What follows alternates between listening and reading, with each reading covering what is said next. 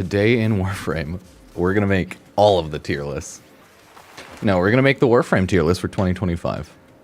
Because I'm definitely curious what everyone right now thinks of all the Warframes. Because there's been a lot of changes, a lot of reworks, a lot of updates today. So that's fun. It's definitely good times.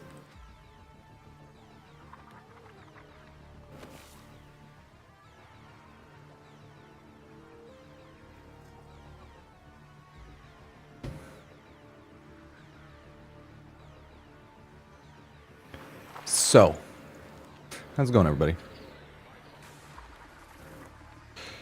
Prime triple S tier. Chroma S first. What's up, everybody? Is Clem S tier? Welcome, Italy. Welcome, Taylor. Welcome, everybody.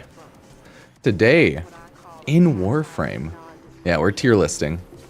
I took a look at my tier list I made last time, and then I was like, okay, nice, nice. And this is going to be more of the tier list made with chat, because I want to see what everyone thinks across all of the Warframes. So, this is the tier list set we have, right? We have Ashe, all of them. Choma, Jade, Dante, Corvex are at the end. I mean, I could randomly assort them and move them around, or I could just reset. So, yeah, not too shabby, right? Not too shabby. I'll tier list everything with chat, so it's gonna look all over the place. I can't wait. I love making tier lists like 1 or 2 a year. They're always fun. We could go and make an Incarnin tier list. We could go and make a Kuva weapon and Tenet weapon tier list as well. So there's a lot of definite Warframe tier lists to be made for fun. Do I count primes as well? No, that's a waste of time. Primes are just a stat increase of the base, so it's literally just a waste of time. Because when you're actually looking at a Warframe, you're looking at what abilities they have. If you want to expand it like Helminth, then everything's pretty amazing, because you can do a really insane build with everything using the Helminth, of course. Oh, we are back. But if you don't include the Helminth, then like just look at Warframe's base kits and their augments, I guess, is the idea. Daggit's really good. She's like A or S tier, depending on how you want to look at it. Let's go to the courtyard scene, because it's such a beautiful, beautiful one. Yeah, Technosite, sorry, Coda. Yeah, the Technosite Coda's definitely interesting. But we haven't actually seen it yet. You know? We haven't actually seen it. All we've seen is like the characters themselves, but we haven't seen the stats or breakdowns of the weapons or how they shoot. That will be for a later date. Okay. So everybody. Should we just get tier listing? Yeah, Daggit's pretty damn invincible because you just hit 3 once in a while, or like pretty constantly. It's really hard to kill Dante, or Daggit.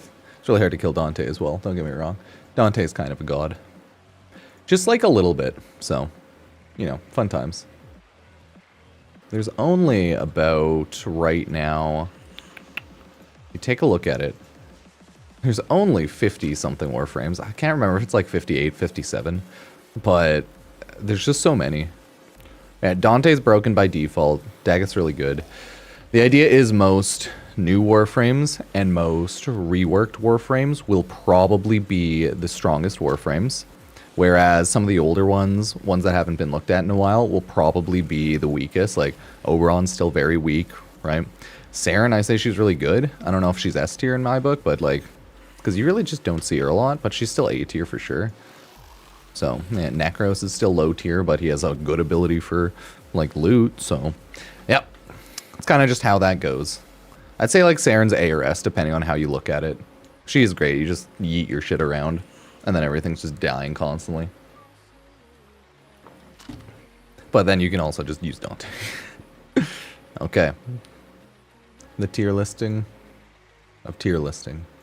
Dun dun. Choma S. Garuda A. I think Garuda's good. In the current meta, she's not as good. but she can still just like throw shield up and blood nuke people a bit. So I still love her. Nidus and S. Well, let's find out. Okay. let's go over everything and see what everyone thinks, okay? Everyone, today in Warframe, we're making the 2025 tier list. Best, worst Warframes, let me know. And we are going to do it generally based on name, so it gets less confusing. I'll throw in timestamps every like 5 or 10 Warframes, so you can get like a general timestamp of it, but keep in mind, Warframe is an 11-year-old actively developed now game, and that means it has, I think, 57 to 59 Warframes in total. So yeah, we're going to make the tier list with chat, so boop, feel free, everyone, to throw in your regards. The Twitch chat will pop up here, and hey, we'll make the tier list, and we'll decide based on what everyone thinks together. It'll be a little chaotic. So let's start off with Ashe Prime. Ashe is a pretty cool Warframe. I want to say a lot of people don't play Ashe as much, but you can still get a ton of kills with your Blade Storm setup, and you can go hide around. So yeah, it could be a lot worse. Fatal Teleport is not my favorites, but it is nice for an energy refund. And then you have Rising Storm, which, I mean, more melee. Ashe is still, I would say, one of the older Warframes. So I don't think he pulls his weight comparative to other people. Just base kit. You can always Dante, or sorry, not Dante. You can always helmet on things to just absolutely shred if you want. Seeking Shuriken's also really nice if you just reduce armor.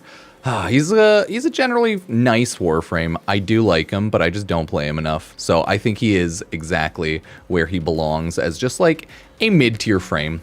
Does well for invisibility, so you can stay invisible pretty easily, and you can do some damage, and you can assassinate people. You can make some cool builds with them, but yeah, Ashe is one of those less whelming frames right now. So I would say B to C, something along the lines of that. Next up is Atlas Prime. Atlas is a boring-ass Warframe and should really get a full rework. I just don't think he's good at all for a lot of people. You can do some goofy builds for sure with everything, but I think just by himself and his general kit, it's just not looking great. You have just some rock shenanigans of boxing, petrify, you got your boys you spawn up, the rumblers, and they're the most interesting part, but spawns in Warframe are never the strongest, right? Rip Tectonics. He does have a ton of frickin' augments at this point, and they do help a lot. Like, hey, Overguard, noise. More rumblers, okay. Like, look at all that. Landslide, petrified enemies for more loot, more rumble heap. I don't have everything fully maxed out. Walls. So, as you could tell, my dude has so many augments, and that's just because he's kind of a bad Warframe for a lot of people, right? Like, some people like him, some people hate him, but overall, he's almost never used in the game. I think he totally belongs right along here in C tier, but I know a lot of people might think he's probably D tier. I just think at this point, no one really uses him too much. Sometimes I see him, but not a ton, man. Atlas is a nowadays forgotten dead frame for a lot of people. Fair play. He's cool, but it just doesn't work out as well as maybe the old gameplay of Warframe worked. So now we have your girl Banshee Prime. I think she's overall a pretty strong frame with just how a lot of her abilities work. Like, if you take a look at some of those augments, right? Resonance, weak spot, sonar, silence, stagger, finish, resonating quake, do a little bit more damage. And then sonic fracture, right? Not bad with just, if you want to just armor shred, so not too shabby, but Sonic Boom, it does only hit in front of you, so it's like, I think generally you want to yeet on Resonance for a lot of people. I don't think she's like S tier by any means. She could go anywhere from C to A, depending on how much you like her, how much you've kitted her out, and if you actually feel like using a lot of her kit. But I think I would throw her pretty solidly in B still. I don't think she's like a god, especially compared to a lot of the new gen and reworked Warframes, but I do think she's good, and you could probably pretty solidly throw her on A if you really like her as well. So I do think she is a good frame, okay? Not a frame I use a ton, but a good frame nonetheless. Ooh, now we have Baroo Prime. Okay. The thing about Baroo... Okay. The thing about Baroo is he's also one of an oldish frame at this point. I think he was... Did he come with Fortuna or slightly after on the Fortuna update? Like half a year or something. And he is like the pacifist monk. He has a cool kit if you want to kind of use an exalted punching boxer. So I do like the overall kit of Baroo. I just don't think he's super popular these days. Reactive Storm is nice. If you just want to punch everyone, you just get more status, right? Elusive Retribution is also really nice. You just do more melee, okay? You elude and you just attack faster. So really, they kind of are forcing you into like, hey, use his punching, okay? Use his punching. Perform a finisher. So he is really nice. I think you can stat stick up Serene Storm at least a little bit, but it does react with strength. So you are actually kind of a status powerhouse if you throw on everything, right? And if you also want to throw that on, you'll attack hella fast. So I think Baroo overall is kind of a boring frame for a lot of people. So he can be very strong, and with like the whole elude as well as just Serene Storm, lull, desolate hands, he's actually pretty strong overall. But you do have to like his general kit. And I know just these days, Baroo's not as popular, right? Some people say A, some people say C, some people say D. Yeah, some might love, some might hate. I myself would throw him probably... I wouldn't throw him in A tier. He could go B, but he could probably go A if you really love him. You can do a ton of damage with him still, but I'll throw him in B tier with everyone right now. He's kind of gone thrown into old, forgotten Warframe territory, but he is still pretty cool. So I would definitely still rank him highly if you like playing him and if you really love his augmented Fists of Fury. So yeah, let me know what you think on that. Next up, we got Caliban. So Caliban's been reworked and is actually a lot stronger now. So that's probably gonna kind of matter on that.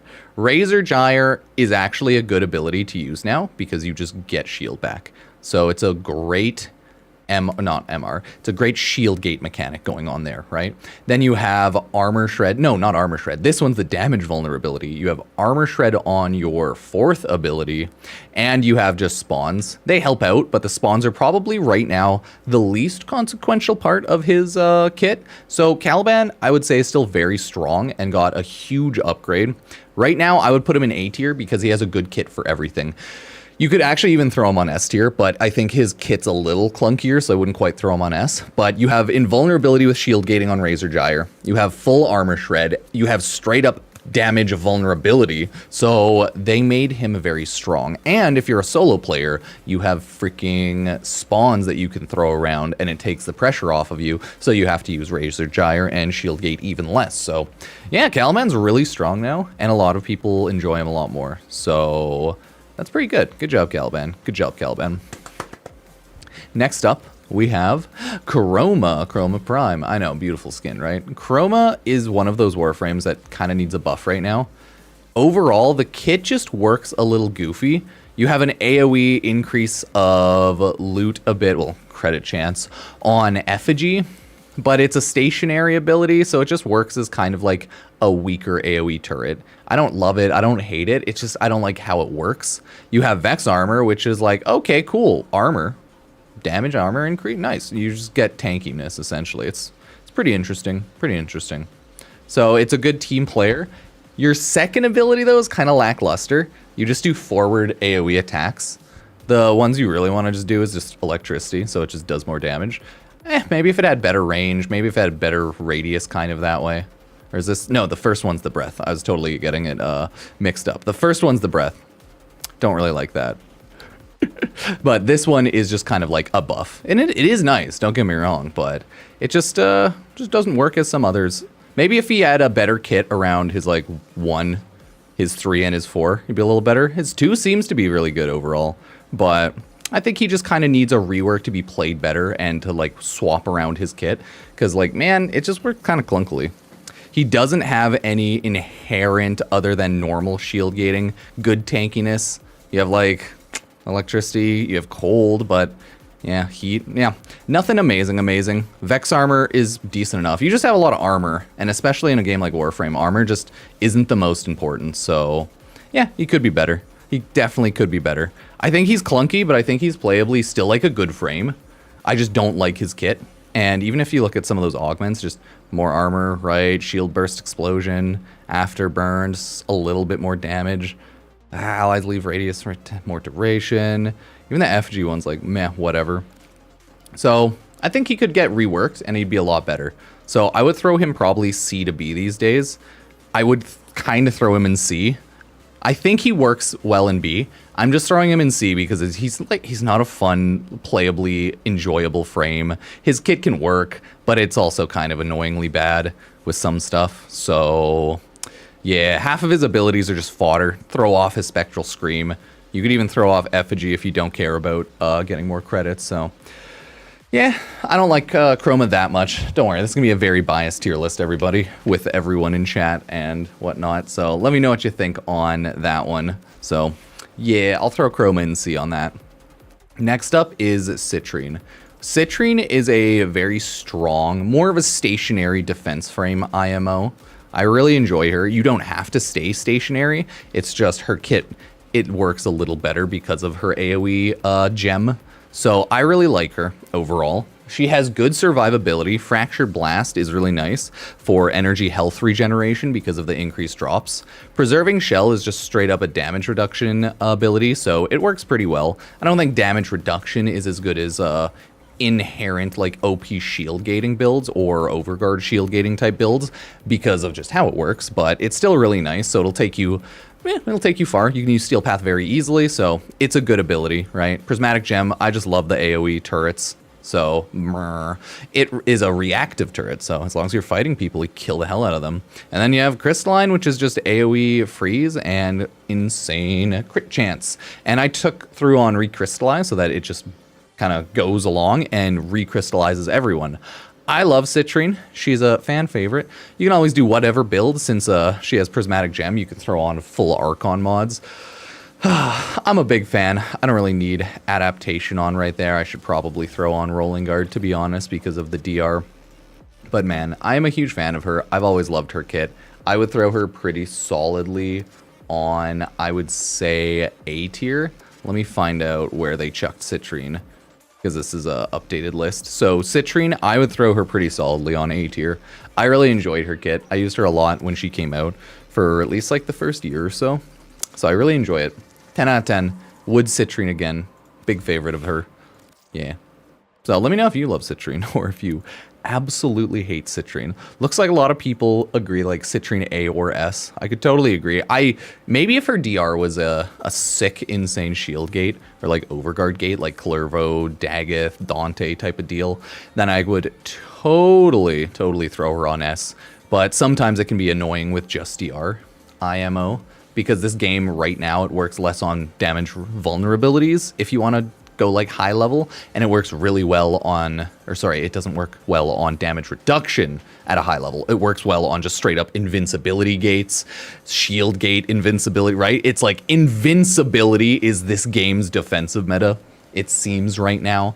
But DR is still really good up until a certain point, so still really love her. Still throw her in A tier. Now, Daggeth is also one of a newer frame, and I think she's absolutely lovely. Just mwah, beautiful frame, okay? You have some good AoE on Grave Spirit. Wait, no, is that your... No, I was thinking of the AoE on Warding Scythe. I'm getting them mixed up.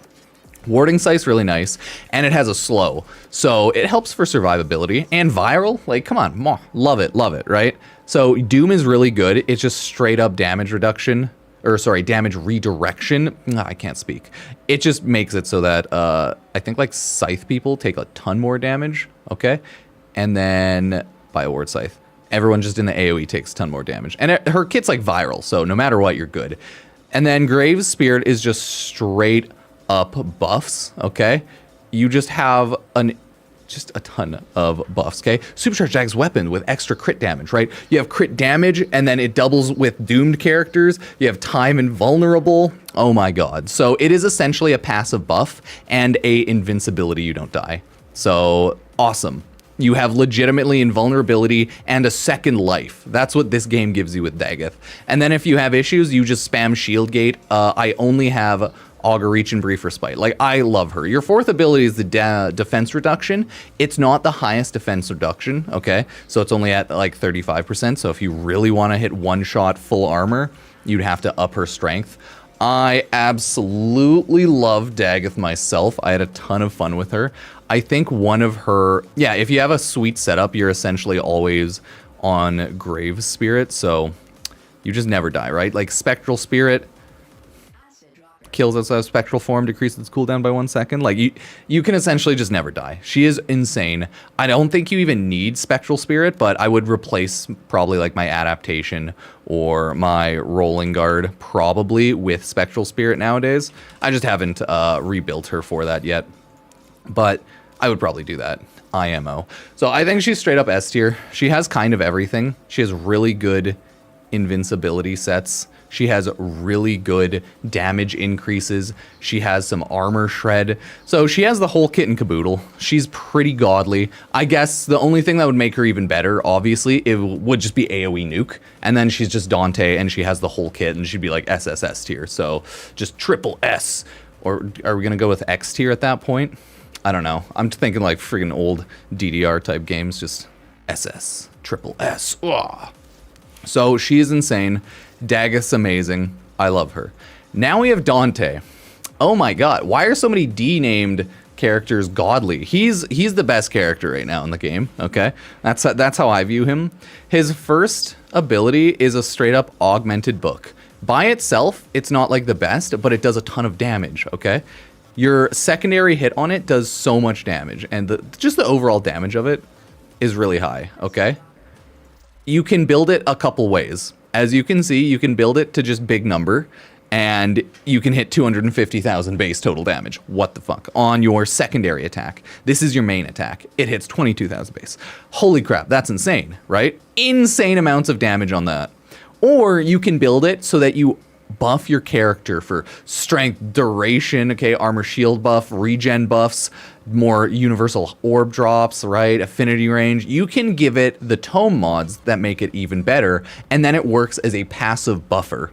Okay, so you're pretty much yeeting on a gajillion Archon shards on your Warframe if you use Dante with Noctua like that. Then you have Light Verse, which is Overguard. You have Dark Verse, which is Damage Slash. And then you have your fourth ability, which combos 2-2 into it, 2-3 into it, 3-3 into it, or 3-2 into it. And it is 4 separate abilities. And you get insane Overguard. You get insane damage and damage multiplier. You get insane protective AoE damage on Word Warden. I think it just like increases the damage that enemies take. So you just have damage buffs, right? Like, what? Yeah, it copies it to allies' attacks. Insane. And then you just have even more damage. Oh no, Page Flight's the one that's like damage vulnerability. Wooden Warden is just more damage. Okay, sorry. So yeah, enemies just take so much damage. Oh my god. You have 4 active abilities. They all have a pretty good base duration of 45 seconds because it's your 4th ability. So you can build him insanely high amounts of strength. You can build him insanely high amounts of duration. Everything works well on him. You don't even need a ton of efficiency because you're just murdering everything, but you probably still do if you want to spam abilities like the true mage you are. So I have Equilibrium on. Oh my god, Dante's the best Warframe in the game right now. Why? It's just, oh god, he is S tier. Dante belongs S tier. If there was a higher S plus, super S tier, I would throw him on there. Jesus, he does need his own tier. It's just Dante, everything else. Like, yeah, he is just insane, okay? He has invincibility pretty much because you're just always killing stuff. As long as you have your cooldowns on always, you're a guy. You're a god. No. Overguard falls off, but it doesn't at the same time because Shield Gate and Overguard Gate is still insane right now. So the added protection of all of that, 10 out of 10. 10 out of 10. Like, so good. So good. I just have Prime Surefooted on mainly for the meme. Don't worry about it. And for when I lose Overguard and get knocked over. Prime Surefooted is kind of great on everyone. Sorry to say. At this point, other than people who have it built into the kit. Even with Overguard, you can lose Overguard and instantly get knocked over with how Warframe works. if you're playing high levels and if you're playing like solo especially. But yeah, that's why Prime Surefoot, it can just work. It can just work. So Dante, 10 out of 10. 10 out of 10. Would Dante again, and then we go Ember. Dun dun dun, Ember. So Ember is really strong as well. She got reworked a little bit ago, like a couple years now, maybe 1 year, maybe 2 years. I don't know. So she is really strong right now overall, but she could be better. But she's still strong, right? You have damage reduction, but it's not just a flat damage reduction. Other Warframes have a stronger, better damage reduction, but hers is still very good, okay? Fireball, overall, it's kind of whatever. And by default, it's not a great ability, right? Fire Blast, overall, is a good ability, okay? Good armor reduction, pretty strong, but you always have to remember that you have to keep in mind her entire kit of fire. So you have to Fire Blast and Fireball, okay? So this reduces your immolation, and your Inferno increases immolation meter. And it just does straight up fire damage. So she's pretty strong, but she's not by any means like the strongest Warframe. I think last year I memeingly chucked her on S tier. I would not say she's actually S tier, okay? Because it's just like fire damage and fire damage increase your flame meter, and then the other ability decreases it, and armor reductions. When you start throwing on some of her kit augments here, she gets a lot stronger, because then you can start throwing on Overguard with like Healing Flame, right? And Purifying Flame, I wouldn't really say it's super necessary. Exothermic's cool, but not necessary. And then Fireball Frenzy is nice if you want to just buff allies and like damage and stuff. So I would say she's pretty good. I don't know, I would not put her as like S tier. Maybe like A tier these days, or like A to B tier. It's just like compared to Citrine and Caliban, I feel like her kit's more annoying to use. They're more simple. You just kind of always have to have your fire on. Toggle between using your fourth ability and your third ability. Her first ability is her most useless, so you can definitely throw that on or like chuck that off. But her fourth ability is just like fire damage, so yeah, I'd say she could be anywhere from A to B. I'll throw her in B right now, but she could definitely be a contender to A. Like, the full armor shred's nice, the damage reduction's nice, but damage reduction, again, it's not shield gating, so yeah, I'll throw her in B right now. Realistically, I'll throw her in B. I think she's strong and she works well, but she falls off, like, for sure. Like, she definitely falls off later on in Steel Path, and the amount of fire damage on her fourth ability could definitely be higher, because, like, that's just not a ton, man. It's just not a ton. So there we'll go with Ember Prime. Yeah, I'll have the video up with timestamps in another handful of days, whether that be Monday, Tuesday, Wednesday. We'll find out. So Equinox. What does everybody think about Equinox? I myself am just straight up not that super familiar with Equinox. You have essentially 8 abilities because you swap between dark verse, night verse, or like day-night form, and you can also be on like mid form, which is, I think you can do the in-between form. I think that's how that works. That it just does like a buff of both, or maybe I'm just crazy. Either way, you have essentially day-night. So damage multiplier or shield capacity and armor, right? Damage and speed, shield and armor. Okay. For Rest and Rage, you have damage, vulnerability, speed increase, wake up, health threshold. So you just do more damage, right? Here you have energy per ability and strength. Okay. And then on night, you have energy per enemy and damage multiplier. Okay. Cool. I'm not a huge fan. She is good. I am just not a huge fan of her. She is not by any means like C or D tier. I think you could pretty solidly put her on A or B tier, right? Mend and Maim, also good. You just have like a lot of damage multipliers, a lot of damage overall. You have good different types of defensive capabilities, right? Shield per kill is always pretty interesting, so yeah, not too shabby. I'm just not familiar enough with her, to be honest, and I do think people get annoyed with how her kit works, because you essentially have 2 Warframes in a sense. So not bad. Chuck that on. I would say she could do anywhere from B to A. I don't think she'd be S tier. I'm throwing her on B because like it's very annoying for a lot of things. She's really good. It's just other Warframes can do better, okay?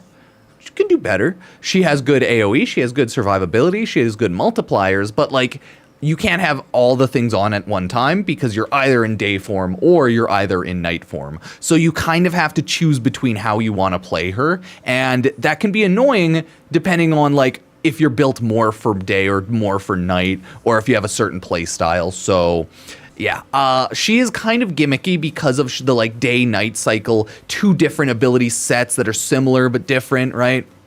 So you can only really use, exactly, right? Like, they have two abilities, but you can only use one at a time. So she's cool, and she's pretty interesting. I like her if I got more time with her, but I don't know if I'll love her gimmick. So she's still pretty good, and if you like to play her, 100% go for it. I'd throw her on B tier, and if you really love her, I could see A tier for sure.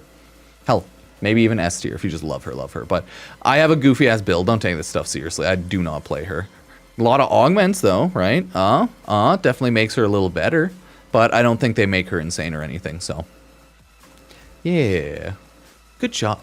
Good job. I think last year I put Nidus in A tier. I think I would probably do the same this year, but maybe even B tier, because of how annoying his survivability can be at higher levels. Ooh, Excal Umbra. So, Excal Umbra, Excal at Anyway is the poster boy of Warframe.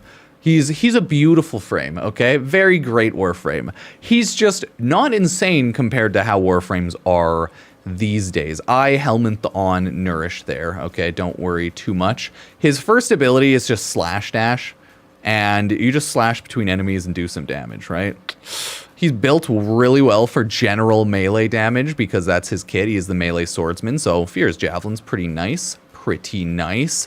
And, no, Warrior's Rest sucks, right? And Radiant Finish. Also, if you feel like going for finishers is good, but overall, I wouldn't use it, right? He has a decent enough kit, but it's like a boring, simple kit, right?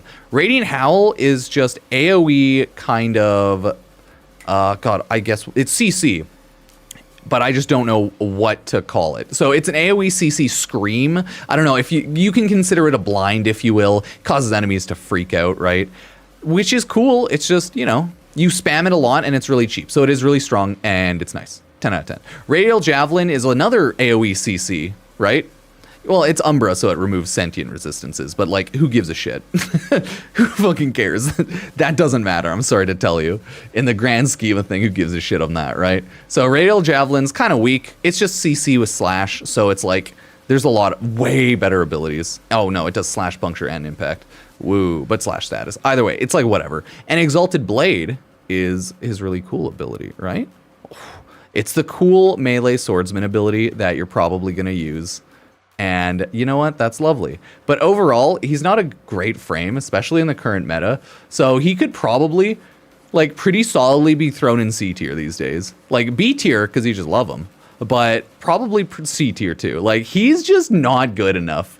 Especially in Warframe nowadays. His best part about him is no fucking joke. The fact that he actually has like AoE CC that is very easy to spam on his second ability. I legitimately think that's one of his nicer kit items. And Radial Javelin's annoying because you have to cast speed increase for it. I hate how slow it is. But it's just another CC that does a little bit of damage. And it's a lot better when you throw on Furious Javelin. But that could also be stronger. So it's like, yeah, he's just an old frame. He has a good enough kit and he can do things pretty easily, but he's just mid compared to just everything else nowadays, right? So yeah, I love Excal and he's really cool, but he's just a mid frame. He is the poster boy and he's really sweet. But as far as the whole Warframe meta goes, Dante, Daggith, Citrine, Caliban run circles around him, right? Like, whew. If anything's outside of his range, you can just get shot around everywhere. You gotta always build a lot for survivability, depending on what sort of activity you're doing in Steel Path, right? But, you know, I throw Rolling Guard on damn near everyone anyway, so yeah, I would still throw him down there. He's cool, though, and I still love him. Even with, like, a good Exalted Chromatic Blade, I love his Exalted Chromatic Blade, right? I am ranged swordsman. It could still be, like, way stronger, but it's a lovely weapon. I could build it better now with more galvanized mods, of course. 10 out of 10. I love Excal. He's just not like an amazing frame. I hate how it like pops it up at the top. Anyways, now Frost Prime. Frost has gone through, I think we can all agree, a good many of general QOL updates, everything along the lines of that, okay? He is stronger, way stronger than he used to be, okay? Way stronger than he used to be. So, good on Frost. Right now, Freeze is like probably one of the worst abilities, but at least it still freezes people, unlike Ember's Fire, right? So at least it's CC. Ice Wave by default also kind of sucks, but at least it's some CC. By default, I still think these two abilities kind of suck, right? But then you have your AoE Snow Globe. Okay. Not bad. It also has just time and vulnerability. So you have good AoE CC, but it could always be better. And then you have Avalanche, which I really like, and which makes him a lot better nowadays. It is a really good freeze, okay? And it's a good armor reduction. But once you get some augments on that, oh, you're just overguarding to like high heaven, okay? And some of the other augments are also really cool, right? Like Ice, impedance, cold status, nothing amazing. Chilling Globe, so you can just freeze people that enter your ice. Okay. You have Freeze Force if you feel like making your first ability, just like other Warframes have the same general augment. It just makes your weapons get frost damage, right? So it's just like a passive buff. I'd say Frost is pretty cool nowadays and usably good, especially once you get Icy Avalanche, okay? All Icy Avalanche, just... yeah, but you can always swap around some of those abilities, right? Frost gains 50 armor per enemy inflicted with cold status. Oh, cold status effects from Frost ability have their duration increased by 100%. So you're pretty much just freezing everyone constantly.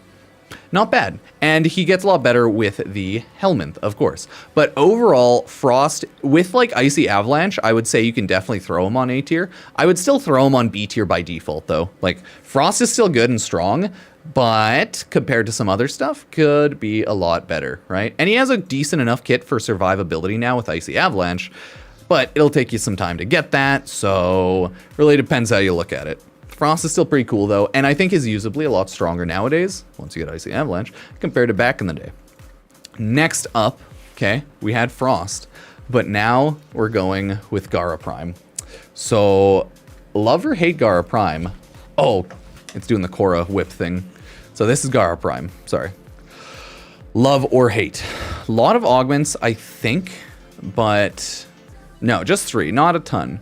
So die, have a chance to drop Energy Orb. Meh, that's okay.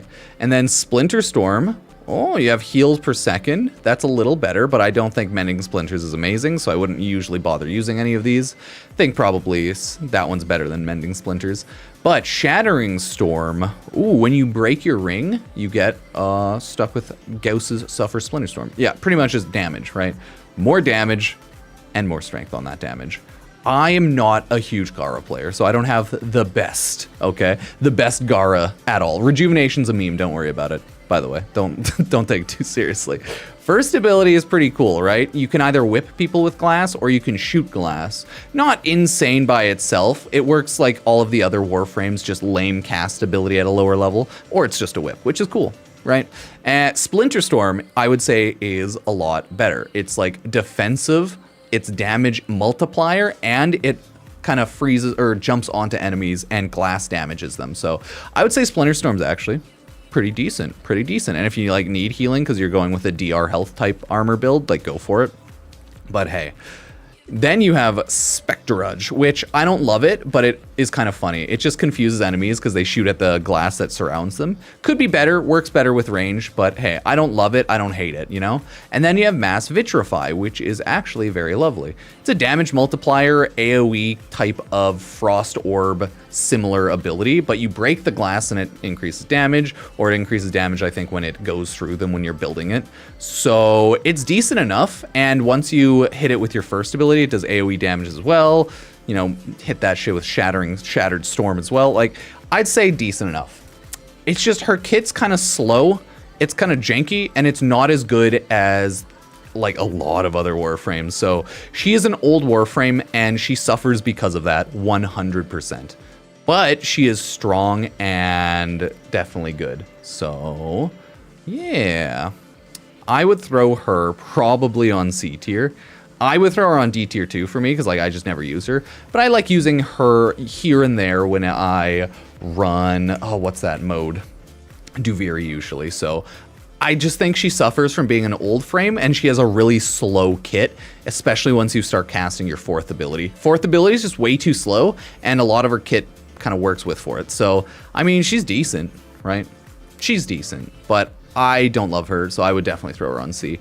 And I wouldn't put a lot of time into her builds myself, because, again, I don't like her. Next up, we have Garuda. So how does everyone think of the tier list so far? Is it chaos? Is it good? Do you hate it? Do you love it? And yeah, of course, this is going to be the video probably in a day or two. We'll see when it goes up, because I love making tier lists. Oh, man. I wish they'd update Garuda a little bit, to be honest. Not Garuda, sorry. I like Blood. I just need to use her a little better. I wish they'd upgrade Gara more. Now, Garuda Prime, Garuda.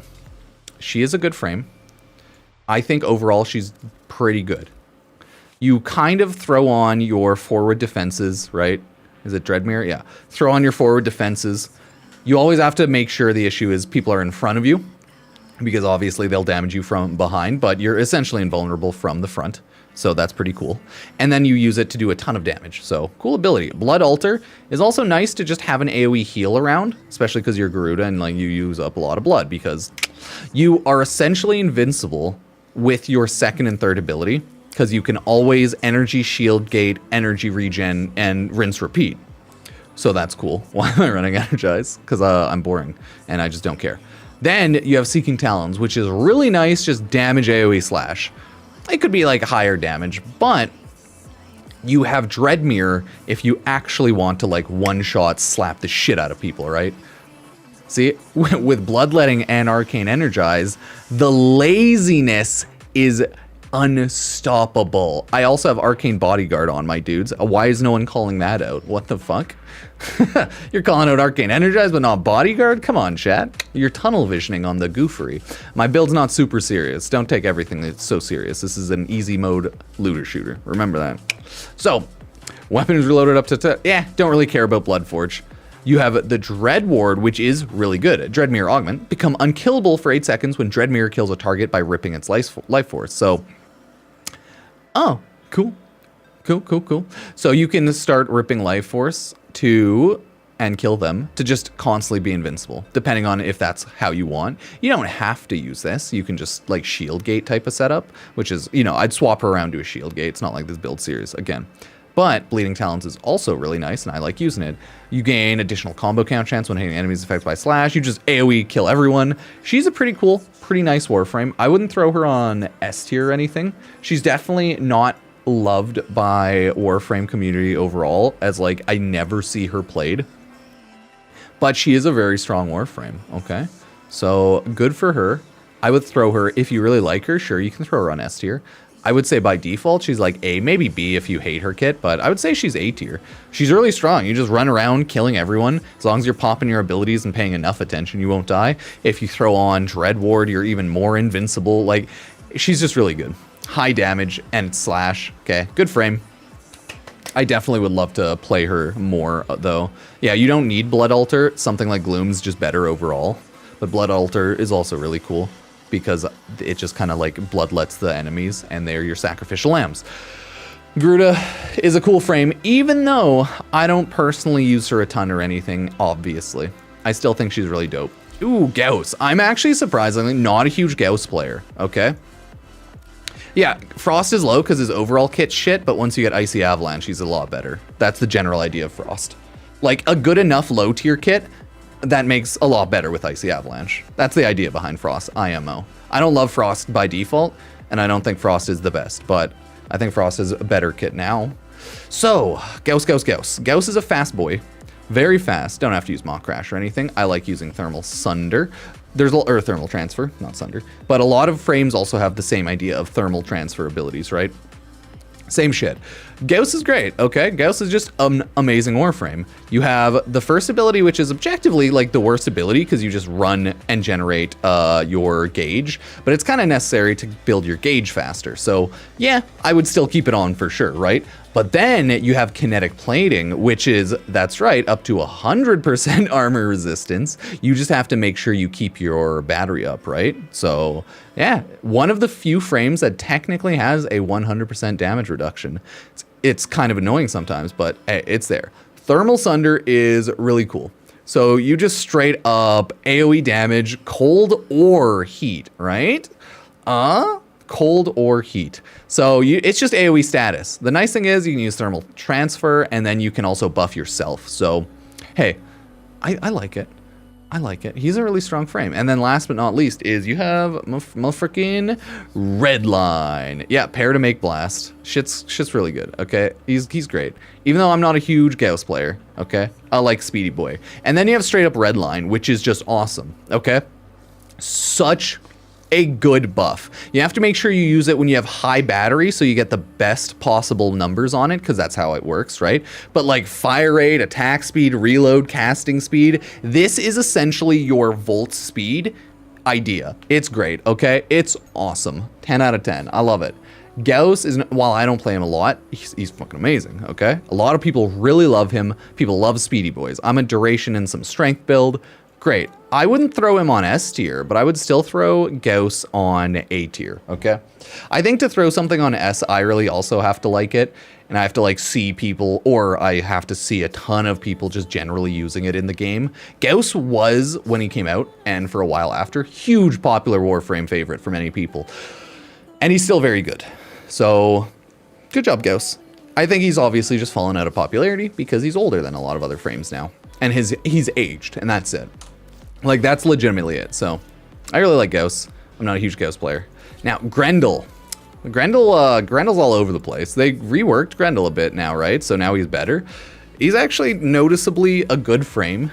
You still have to work around his kit, though. It's like, he's a very kit-reliant character.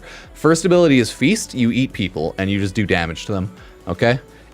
Each enemy consumed grants a lot of armor, so the idea is you'd want to ideally consume a ton of people at once, right? Nourish is just huge buffs. It's awesome, right? Oh my god. You get so, look at that. Health, energy multiplier. You get damage increase, viral. Whew. Nourish is awesome. Everyone knows it, loves it, insane, great ability. Like, just fucking damage, huge damage. Damage! It's awesome, okay? And it's a squad buff too. Awesome. Okay, Pulverize is probably his memeiest ability. That's the thing, he's very memey. Yeah, Nourish is most used Helminth, it's too good. The Pulverize ability, it's better now because it does some damage, and now it armor shreds enemies, so it's actually a lot better. But you have to play as a ball, running around and knocking into people, okay? So if you like doing that, hey, he's a really good frame. And then Regurgitate is an armor reduction ability, so he is kind of a gimmicky frame. If you don't want to use Pulverize, you just Helminth it out, which is nice. And then you use the rest of his kit.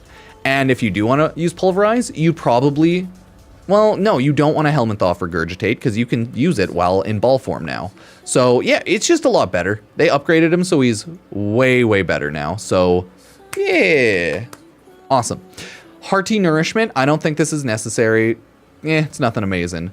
I like the Catapult because you launch Grindle and you become like an actual heat-seeking missile. So, if you love being ball mode and it does enough damage now to actually kill like actual enemies, do it. Do it. And then you have Gourmand. And instead of energy, consumes health on cast. Glutton grants an additional armor. So if you just want to go armor tank, yeah, go for it. Yeah, I forgot. True.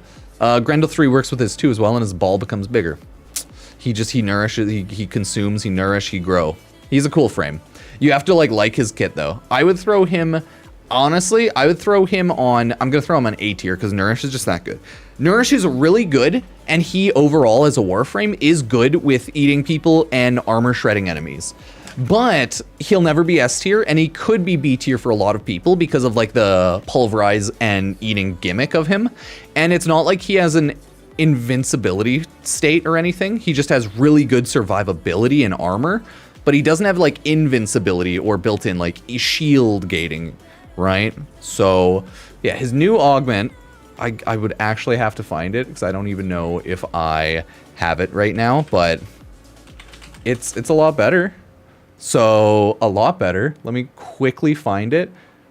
but it does make him a lot better. That is true. Augments always make everything a lot stronger, okay? So overall, if you want to go for that, go for that. But yeah, there are a lot of good, strong augments in this game. Like, it's pretty cool. More armor.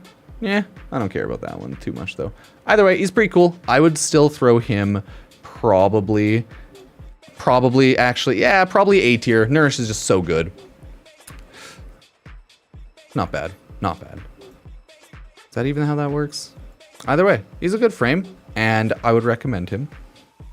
I would have to, let me double check to see if I'm crazy or not. But, yeah, not bad, not bad. I'd still throw him on A tier. I'd still throw him on A tier. He's a cool frame. You can throw Gloom on him. Yeah, Gloom Enjoyer. Okay, cool. Now, I don't want to spend too much time on Grindle, realistically. I'm not a huge Grindle player at all. Cool kit, though. Gyre. Okay, we'll quickly go over Gyre. Gyre is a pretty decent enough kit. I don't think she's insane, but she has a decent enough kit. You have cool little AoE Electric. Oh, not bad. And then you have Coil Horizon, which is a decent enough small tier CC. So it's cool as well. It works well with your other abilities. Her third ability is the nicest because it's just AoE, huge crit chance, and increases durations on kill, so you just constantly kill people. So yeah, it also gives energy regen. So that's true. And then your fourth ability is your actual AoE electric ability. So I think she works really well. They have a gimmick where she like stacks up her electricity, 10% chance to deal critical damage of electric statuses. So I'd say she's really good.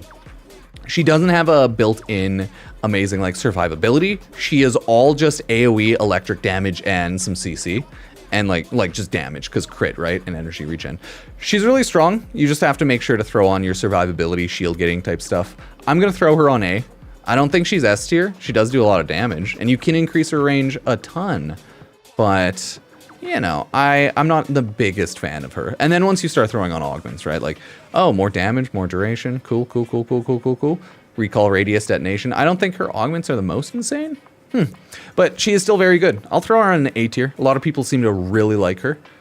So I would throw her myself probably on B tier because I don't use her a ton. But if we want to go by chat really liking her, looks like we would throw her on A tier. Now, the next Warframe we have up right after, where are you? Gyre, Harrow Prime. Oh god, Harrow's a cool frame. Harrow is headshot frame, energy frame, like he's pretty good. First ability is really nice, and he has built-in shield regen, which, you know what that means, really good shield gating. I would have to, this is a bad build, don't worry about it. I'd have to actually work around and change this to start playing Harrow again. So Harrow's really good. You have really good, well-built shield gate on Condemn. Okay, passive overshield capacity doubled, start mission max capacity. Overshield is doubled, right? Woo! Your second ability, I wish it had a longer cooldown or longer duration, because it is a ability you have to spam a lot, and then it's just like good buffs essentially, right? And you get more shield, more duration. It's annoying, okay?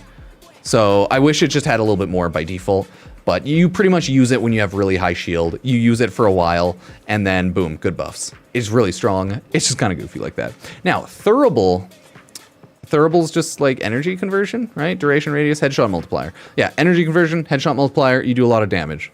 I'm not a huge Harrow player, so just keep that in mind, okay?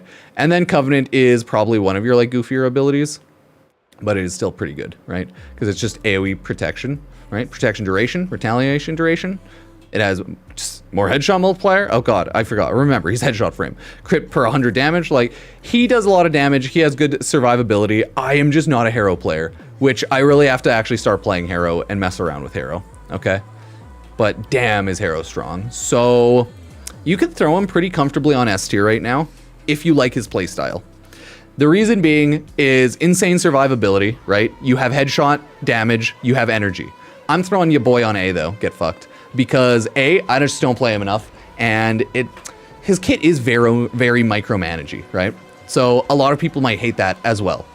And that is definitely a thing that really pisses people off. So I would probably throw him on A, but you can throw him on S if you really like him, but you might throw him on B if you really hate having to spam the shit out of his kit constantly. So yeah, it really depends, as always. But Harrow's a really good frame if you like the kit. The issue is a lot of people really hate using his kit.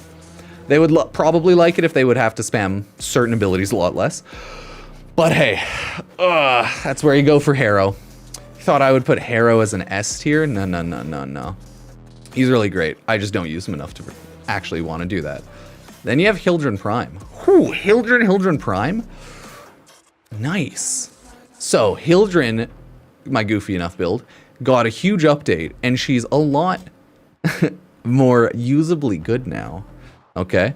So, that's good. You have to, she's like the energy frame. The energy shield frame, sorry.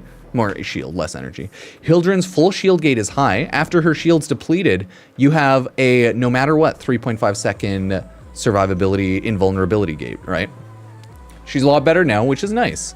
Balefire is still like kind of a lame ability by default, just because it's like a kind of weak gun, and it uses shield. Whatever, you might like it. Pillage is insane, because it's just, you use it, and boom, you're shielded. You just gotta remember not to pillage when you have no shield. So, good shield gate there, good shield gate. Haven, and then you just shield aura, okay? Awesome. Just do damage, more shield capacity, shield recharge. Ooh, so more survivability, okay? And then I have Gloom thrown on. Her fourth ability is her like flying around. I need to throw Gloom off because I just have a goofy ass setup for her right now. But her base abilities, okay? Her base abilities, even without Gloom, overall, she's pretty good. Now that her fourth ability swapped out and updated, you fly around and it's awesome, right? You fly around, you use your abilities, and you constantly hit enemies. So she has a pretty general good setup, okay? The Gloom was more of the meme to just freeze everyone, of course, of course. So good for her, good for her. You have some augments you can use, Balefire Surge. Yeah, right? Restore shield if you don't want to use Balefire to lose a bunch of shield. And then Blazing Pillage is actually real nice because you, A, get more shield and it lights people on fire. I don't know. I think she's usably a lot stronger. If you really like her, you could probably put her higher tier. I still think she's kind of B tier. She's a very like situational, you have to like her kit kind of frame. She is the shield frame, so everything is based around her shield essentially, right? You fly around, you steal shield from enemies, you do some damage, and you can shoot them with your augmented ability. I just don't like her kit much, and I never really have. That's why you can see I've literally put almost no time on her. But yeah, her Exalta has the second highest damage. Man, you can do a lot. Once you build up the friggin' Balefire, yeah, this thing does a ton of damage. I don't know. I just don't like using it. Like, as you can see, I've barely built it up. This is, like, really old. But it does do insane damage. So if you like using it, then, yeah. I just don't like slow style shooting explosive weapons, you know? Either way. Pretty good. Overall, pretty good. 10 out of 10, would Hildren again. I'm just gonna throw her on B tier. She has high damage. You can throw her higher, but I'll throw her on B tier because she's not my preferred frame by any means, okay? By any means. Next up, we have Hydroid. Hydroid also went through, in the recent years, some reworks, okay? And Hydroid is better, okay? Hydroid is better. You have Tempest Barrage. It's one of the weaker abilities, but now it like it pushes people around. So Rain's pretty cool, and I have Viral Tempest on for status chance, right? Tidal Surge, just run through people. Also kind of a shitty ability, right? Then you have Plunder, which is way better, okay? Armor, damage increase, oh my god, corrosive damage, look at that! Burr, burr, burr, burr, burr. So your third ability, also, enemies are more vulnerable to corrosive initial status reducing armor. So he's a corrosive frame. Very strong overall nowadays because of that, right? The Plunder ability effect really adds to him. And it has a decent enough duration. So nice. Makes you a little tankier. Makes you shred their armor a little better. Nice. And then you have Tentacle Swarm, which is just tentacles. Tentacles everywhere. You just CC with tentacles, right? Oh. Then you throw on some of those augments, right? I have Viral Tempest on because my Tempest just throws and eats everything on. I have Pilfering Swarm if you want to get some more loot. I don't care about that. Tidal Impunity. So, yeah. Just essentially, it is more survivability if you need it. Okay. If you need it. Ooh. I got you, buddy.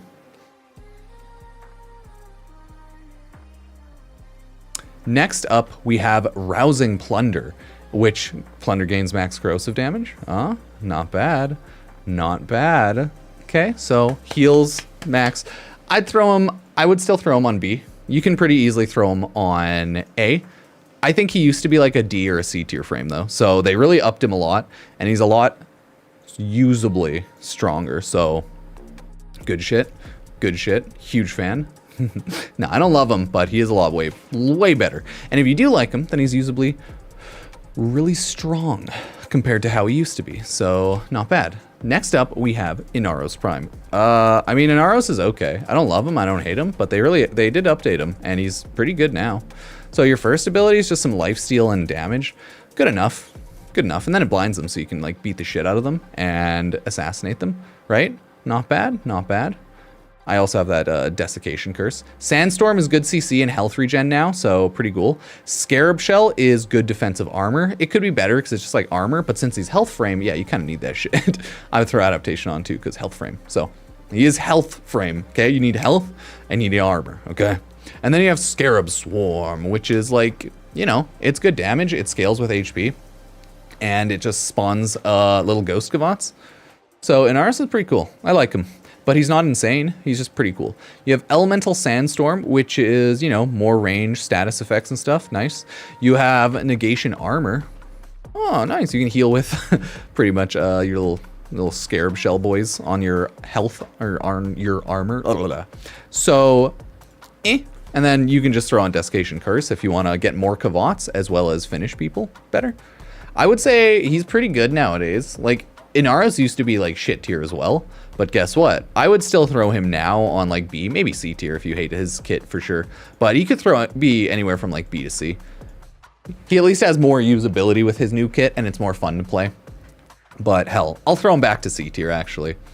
Because it's still like kind of a whatever kit, especially in the grand scheme of Warframe. So it's still like whatever. But good for him. He's a lot better now, you know? Good for him. Good for him. So good job, Inaros Prime. Good job. Next up, we have Ivara Prime. Ivara Prime is a pretty cool hunter cat lady. So she has her Artemis bow right there. Hey, not too shabby. Or maybe she's not the cat lady. I'm thinking of Korra. But she's a hunter cat lady in the fact that, I don't know why, but the skin reminds me of Korra. And she is the hunter. So, not bad. She works really well for certain tasks. Quiver is more of like CC, and it's just hard to use this type of stuff in game constantly. You have a Navigator, which it's absolutely dog shit because you have to navigate your one arrow, and it's just so slow that it's like not usably good within the game, right? So like that's not great, but like her overall kit's good. Prowl if you want to like go around assassinate people, headshot, right? And Artemis bow if you really like using the bow. Yeah. You are really good at using her for conservation because you can use your sleep arrow. I just think her overall kit for playing Warframe sucks. Like, I hate it. I would actually say I would give her like a C or a D tier for playing Warframe. But she is S tier for conservation, and she can be S tier for spy and assassination stuff. But I fucking hate her kit so much. I just think it's so boring to play. Like, more crit damage, headshots, arrows, empowering quiver, yeah, more crit damage, right? Status on arrows, bypass barriers and gain movement speed. Like, she's such a good niche Warframe. Okay? Like, she is such a niche Warframe that it's just, it's wild. It's just wild. Okay. Power of 3, fires 3 arrow, consume 20 more, right? Man, she is such a weird frame like that. I hate her kit for playing the game, but I love her kit if you want to throw her on stealth missions or if I want to throw her on any sort of conservation. Sleep is good for groups of enemies. Yeah, but you don't need that. It's useless. So I'm going to throw her on D tier. She's just a niche frame. I hate her for playing Warframe, but I like her for doing 2 styles of missions. So she is D tier. She is irrefutably a D tier Warframe for me. Her kit is just so shitty and slow and bad for playing Warframe because she is the slowest Warframe in the game, and that's just generally not how people like to play Warframe.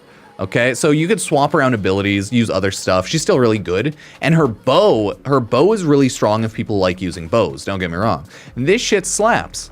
The issue is I don't like using bows, and I don't really care for her. And like, it's a shit build. Don't worry about it. It's like 5-6 years old. It's just like, I hate the bow. Don't care. Either way, so if you like using her bow and you like her situationalness, you can probably put her on like S or A tier. I'm putting her on D tier because she's just too niche for me. I love using her for the 2 things that I use her for once in a blue moon, and that is it. And even more stealth and like spy missions, I just throw on Loki or Ashe anyways, so. She's really, for me, the conservation frame because everything she does, I just use a different frame for, other than conservation. So that's why I D tier her instantly. Oh, Jade. Okay. I know a lot of people either really love or really hate Jade, okay? A lot of people have opinions on Jade. Holy, she is a new Warframe. Okay, she is a new frame. Pretty cool, pretty cool. A lot of people either love her or hate her. Her first ability is nice, and it does slow damage per second. But it has a shit duration, and that really annoys me, because you need to throw down so many. So it's annoying, and that pisses me off, okay? Her second ability is just irrefutably good. Strength, sweet. Damage increase, awesome. Shield second, shield regen, you probably don't need that. 2 aura slots, rah, my meme auras. Right, okay, really good passive. Ophanim, Ophanim's Eyes. This is also really decent. It's mainly used as a good slow in front of you and a slow burning armor reduction. Okay, it's not bad at all. It's not bad at all. And then you have your 4th ability, which is just AoE augmented weapon damage. It also has, that's right, when you're in the air, you have damage reduction up to 50%. So you just run around, it increases damage, right? You have an empowered range multiplier, and you just freeze people. So that's her kit. You constantly fly around with your 4th ability, okay? The drain's not even that bad. You always have your 3rd ability and your 2nd ability on, and then you throw your 1st ability. I think kills, yeah, duration increases like when you judgment people. So if you kill people, inside Light's Judgment increases your 2nd duration, so you essentially never have to recast it. Okay, not too shabby, not too shabby. So you could have more DR, yeah, if I had more strength. Either way, she is a good frame. I like her, and I think she is very good. I wouldn't say she's S tier. I don't know. Everyone's really hyped to just throw her on S tier. I like her. The increased damage, she just does a lot of damage, does things well. I would probably throw her on right now as an A tier frame. Definitely wouldn't throw her on S tier. I just don't like her overall damage of her kit and her kit overall. I do think Glory is really strong, but I don't think it's insane. You have to fully build it, and then it's just like, yeah, it's pretty good. So I think she's a pretty good A tier frame. I have to build her around, change her around a little bit more to be like fully comfortable, because I think I didn't want to throw a lot of that on, but aerodynamics, right? More damage reduction in the air, keeping that on. I could throw on a couple other things, swap it around, but I like her general set I have for her. She's a pretty good frame, and I enjoyed using her when I was using her. Next up, okay, we have Gar Prime. Dun, dun, dun. Right, Gar Prime. She has a good kit, but I'd say you have to like it. There's a couple things you can do. You can have your, like, your Strangle Dome Whip Claw build, your augmented Strangle Dome Whip Claw. I don't really care about Ensnare, but it's not terrible because it, like, groups people. You know, Venari is pretty interesting, but base Venari is just like, yeah, whatever, kind of a gimmick, you know? Her main kit setup is slapping the shit out of people with Whip Claw, and then Strangle Doming them and getting Pilfering Strangle Dome because you can get more loot. So, yeah, when you throw on some of her augments, she gets a lot better, right? Venari dies in Korra's place, respawn timer increase 150 seconds, killing enemies. So if you want to, you can also have an augment on to make her a little bit more invincible, but your cat dies. I've never been a huge fan of Korra, but Korra is very strong, and she is really nice. Okay. Yeah, like Ensnare and stuff like that, some CC works on disruption targets, so it really helps there. But that is also one of those really, really niche things for just CCing and disruption. I would put her on as an A tier Warframe. I personally don't love her, and you could probably throw her on S tier if you do, but she's A tier because A, her damage is really high. B, she has really good like AoE CC in general, and you can get more loot out of her, right? So she's a fucking good frame, okay? But y'all need to remember, there are 57 motherfucking frames in this game, okay? So it is quite the large game. There are so many frames, right? Usually out of 57 characters, you're gonna like approximately like a quarter of them. So yeah, she's never a frame I spent a ton of time on, but she works well for what she does. She's maybe less mobile of a frame because you'd prefer to keep Strangledome up and Whip Clawing, but it all helps. So yeah, good frame, good frame, good frame. Think of it like this. If you practiced every frame for 1 hour, that would take most people weeks because that'd be 57 hours of gameplay. This game is huge, okay? You gotta really pick and choose where you're going for. Ooh, I really like Choma. A lot of people didn't like Choma because like her kit's not the strongest inherently and it's kind of goofy. But I really like Choma. So her first ability, I wish it had much longer duration, like legitimately double that fucking duration, please, for the love of God. I don't want to spam this fucking ability, Jesus Christ. Yeah, she's not a high tier frame. I love her though. So this ability, dear God, I wish they'd just fucking increase it. Her annoyingness is the fact that she rolls dice to depend on how much damage she has. So obviously that just sucks. And every 60 seconds, your weapon does random status effect. Hey, fucking cool.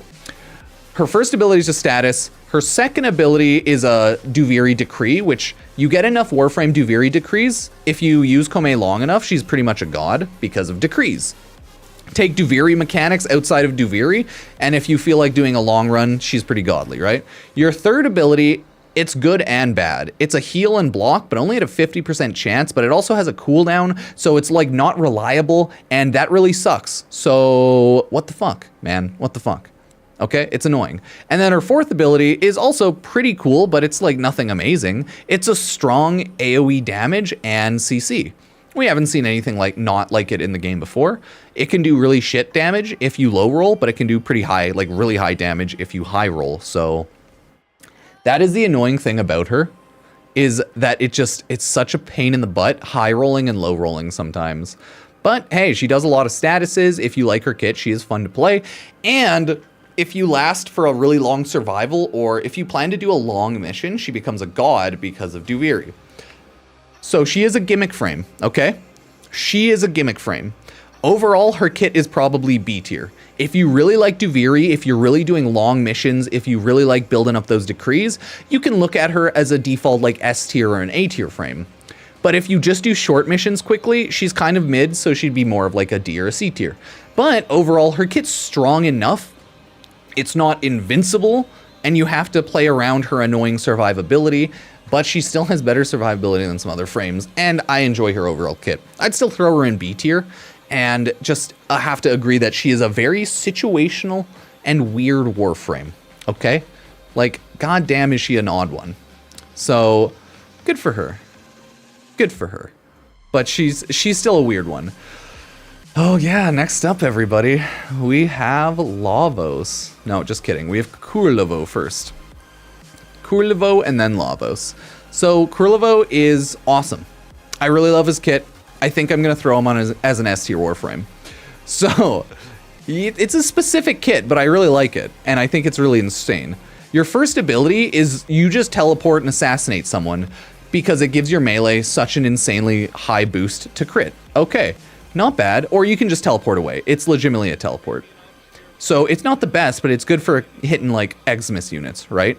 Your second ability is essentially you're invulnerable because you keep overguarding. So you AoE dagger people and it overguards you. So it's pretty insane, and that is your main survivability invincibility mechanic on Kurlevo. Along with your third ability, okay? That's right, he has 2 survivability mechanics. This one binds enemies and they suffer all the damage, okay? So it chains all of their damage together. Sorry, this one's not the survivability one. I don't know why I said that. So essentially, you chain all the enemies together, you beat the shit out of them, and they all share the damage. So your single target melee becomes that's right, a CC murderous nuke melee. It's really freaking good. It just shoots it out in front of you, so you have to, if you maybe build CC over using something else, like a CC grouping ability, if you have a Vauban in your group, Nidus, stuff like that, awesome. He's a really good frame, and I would highly recommend him to anyone who likes strong melee overguard warframes. Your fourth ability, Storm of Ukko, is actually, it's a strong ability. It's just a boring ability. So you might want to swap it out if you don't like using it, right? It is a strong AoE slash. That's it. That's it. It is a really strong AoE slash attack. It stays in the area. Think of it like a blizzard, if you will, but instead of frost blizzard, instead of ice, it's knives, right? He's a cool frame. He does a ton of damage. You all can also get Wrath of Ukko for like more moving around your fourth ability. I just don't think this is necessary or anything useful. Adaptation, I'd probably throw on Rolling Guard because I love Rolling Guard. I need to keep throwing on Rolling Guard. Don't worry about it. Krulovo's a great Warframe, man. Malevolent Shrine too strong. I would always throw him on S tier, okay? It is kind of a trend of most newer frames will more so go on S tier because newer frames get more overtuned, right? And they end up being a lot better. Warframe's able to do a lot more in the evolution engine, the game of Warframe, since like 11 years ago because it's been developed for 11 years. So it just kind of makes sense, right? It just kind of makes sense. And yeah, daily reminder, everyone, if you're enjoying, remember to sub, like, check out YouTube, Twitch, all the social medias. Thank you. And we continue on.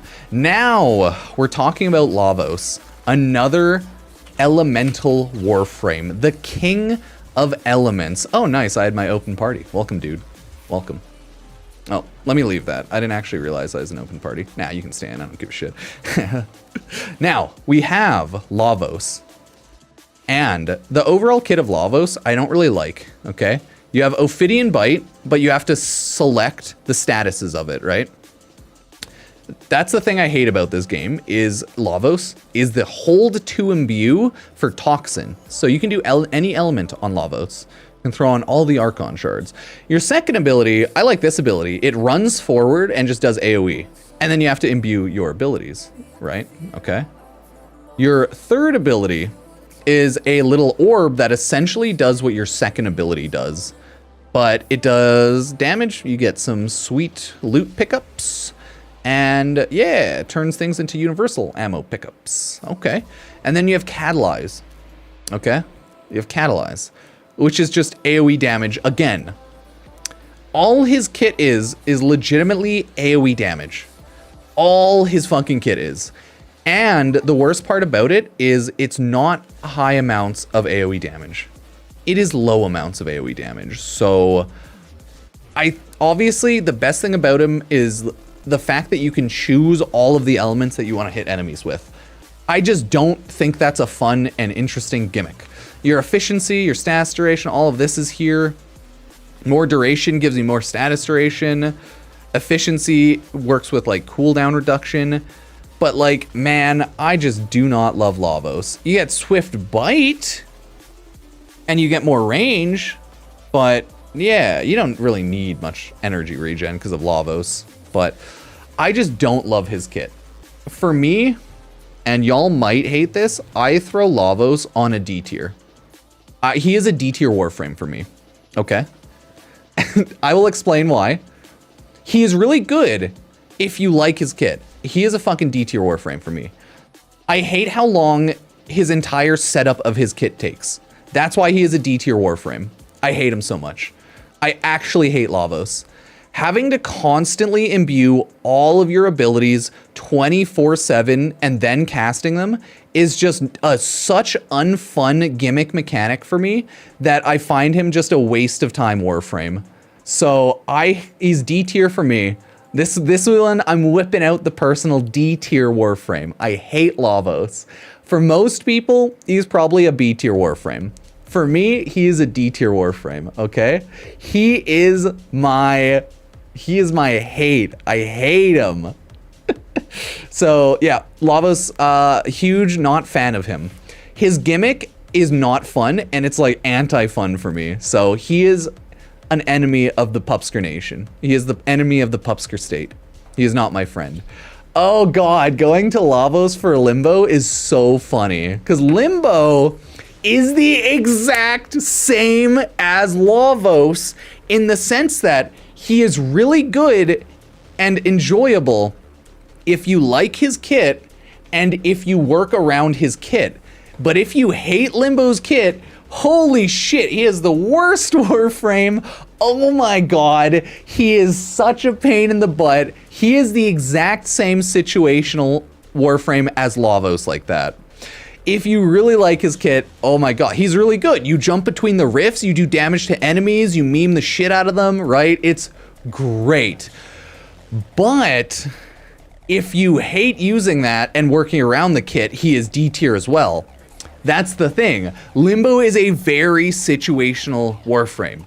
Most of your party hates Limbo because people don't like playing around the rift gameplay of Limbo and being forced into that gameplay. So Limbo is also a D tier Warframe, just like Lavos, because he is a very situational styled Warframe, and in public play, Limbo is so generationally hated across the game that it's absolute insanity. Holy shit. But if you overall like using the abilities like stasis, jumping between the two realms of reality, if you like that, right, like that's not bad. You got your augments, you like using more damage, right? Like you'll do more damage, more duration, maximum health restoration. Nothing really super amazing. He is just an odd Warframe, so yeah, he's just one of those really, really odd Warframes, so he'll have to go on D tier as well. It is what it is, and it's just a goofy frame. That's why whenever they have like really niche type of Warframes, I don't know why I typed that in, it's always kind of hit or miss. Now, after Limbo, we have Loki Prime. Loki Prime, whatever. Loki suffers the same as a lot of Warframes suffer when they were made years ago, okay? In like the early ages of Warframe, is their kit is basic, their kit is kind of weak, and it's kind of lame as shit. So a lot of what Warframe ended up doing is they made augments to fix how shitty old Warframes were instead of reworking them. So that's kind of why augments seem like, oh, sometimes they make an ability like what it should have been. And that means you have to use up a whole mod slot to make a Warframe actually usable. Okay, Deceptive Bond, nothing amazing. Irradiating Disarm, I'd say that's one of the better ones. AoE radiation status on Radial Disarm. Yeah, I would say that his Radial Disarm is one of his better abilities overall, for sure. Right? You have Safeguard Switch, which is kind of shitty. You have Savior Decoy, right? Which is actually not bad. If you die, this is probably one of the better augments, right? If you die, you swap places with the decoy, and the decoy suicides, essentially, right? Like, Loki's interesting. He's a very interesting Warframe. You have decoy to, like, take damage off. I have some goofy damage reflection status reflected, but with, like, damage decoy, it's nothing too serious. You just get more damage, you know? He has invisibility, which is what I only use him for. I don't care for Loki. You have Switch Teleport, which is just switch with an enemy, which is pretty useless in the grand scheme of Warframe. Okay. And you have Radial Disarm, which is his, without a doubt, aside from his stealth, his best ability, because it disarms enemies, and then you can just kill them. The issue is like, you don't really need to do that most games, because you'll just kill enemies. So, I don't know. The CC just kind of needs more to it. And that's when you throw on stuff like Irradiating Disarm, right? Loki is a very niche frame, and he suffers from all of the stuff he does. Other Warframes can just kind of do better. I would throw him either C or D. This day and age, I'll throw him as a C tier Warframe, because like his stealth is still really awesome, and Radial Disarm can be good. It's just like, goddamn, I just don't like his kit overall. So, you know, we'll throw him as a C tier frame. We'll throw him as a C tier, but he could go D tier as well. So, love him, hate him, I don't know. We'll keep going on. Oh, you guys didn't expect a biased tier list? Every tier list is biased, dummies. You're learning, and that's okay. This is the tier list for the strongest Warframes. And situationally, Loki will just never be strongest. It is what it is. But I'm going to still throw him on C because guess what? I rate his invisibility higher than I rate anything else on Lavo's kit. I would rate Lavos lower than Loki because Loki has invisibility and Lavos doesn't. So get absolutely wrecked, Lavos. Shit tier garbage frame. Destroy him. Now we have Nova. Oof. Now we have Nova. No, we have Mag. Wait. Yeah, that's Mag. Okay, now we have Mag. Mag Prime, Mag. It's a good frame. Mag's a pretty good frame. Okay. So you have Pull. Overall, it's like whatever, right? Pull's kind of it's nice for just CC. But Magnetize, that's where that good stuff is. Okay? That's where that good stuff is. You got Magnetize for just high damage or high protection, whichever you're really going for. Yeah, Loki was one of the first frames. He was just stealth frame. That's why his kit's so bare bones and lame. But he has stealth. Magnetize really good. Polarize also really good. If you just want to do damage, Mag's nice like that with CC. Crush, by default, it is kind of whatever, but now that it adds shield on hit, you have armor reduction with some good mods. I think Mag's really good. She's a really strong Warframe now. I think they may have done like some small rework stuff. Like a little bit, but I can't fully remember exactly what they did. But nowadays, she's a lot more usable. Greedy Pull is pretty useless, so I wouldn't bother using that. Magnetized Discharge is actually like not the worst at all if you feel like using that, but it's not for me. But I like Fracturing Crush for just CC, and then I like Counter Pulse for more CC. Oh, this is Armor Shred, sorry, and then this one for more CC. Overall, I think Mag's a really good Warframe. I don't think... A lot of people like really love her and have been throwing Mag around in like S tier, so it's always really funny. I would still say, depending on if you like her kit, she's like a B to an A tier Warframe these days. She has good survivability with her 4 once you get some augments on it. She has really good damage. She has survivability just base with her 1 ability, I think. It's because you just, don't get hit. Yeah, she's a good frame. She's really strong. You really have to like her kit, and I don't love her kit, but she is a really strong Warframe right now. So... yeah, she's just like one of the Warframes where you're probably going to be like maybe a little bit more stationary. Depending on how you feel like playing her. You just throw your abilities on the ground. But I don't play enough Mag, so really cool frame. Really cool frame. Now we have Mesa Prime. Mesa Prime. Look at that. Look at that Whip Claw. It's just Warframe bugs when you hit like Korra. Because you get the Whip Claw stuff. So now we have Mesa Prime. Let's take a look, right? She is the gunslinger extraordinaire. Ballistic battery if you feel like doing a lot of damage, but overall it's a stupid ability and I very much dislike it. It's like it's just high gun damage. Her shooting gallery is really good. It jams nearby enemies' guns and it gives like ally extra damage. Yeah, damage buff and CC because it jams guns. Then you have Shatter Shield, which is really good DR at like 95%. And you can swap it around and, add the augment.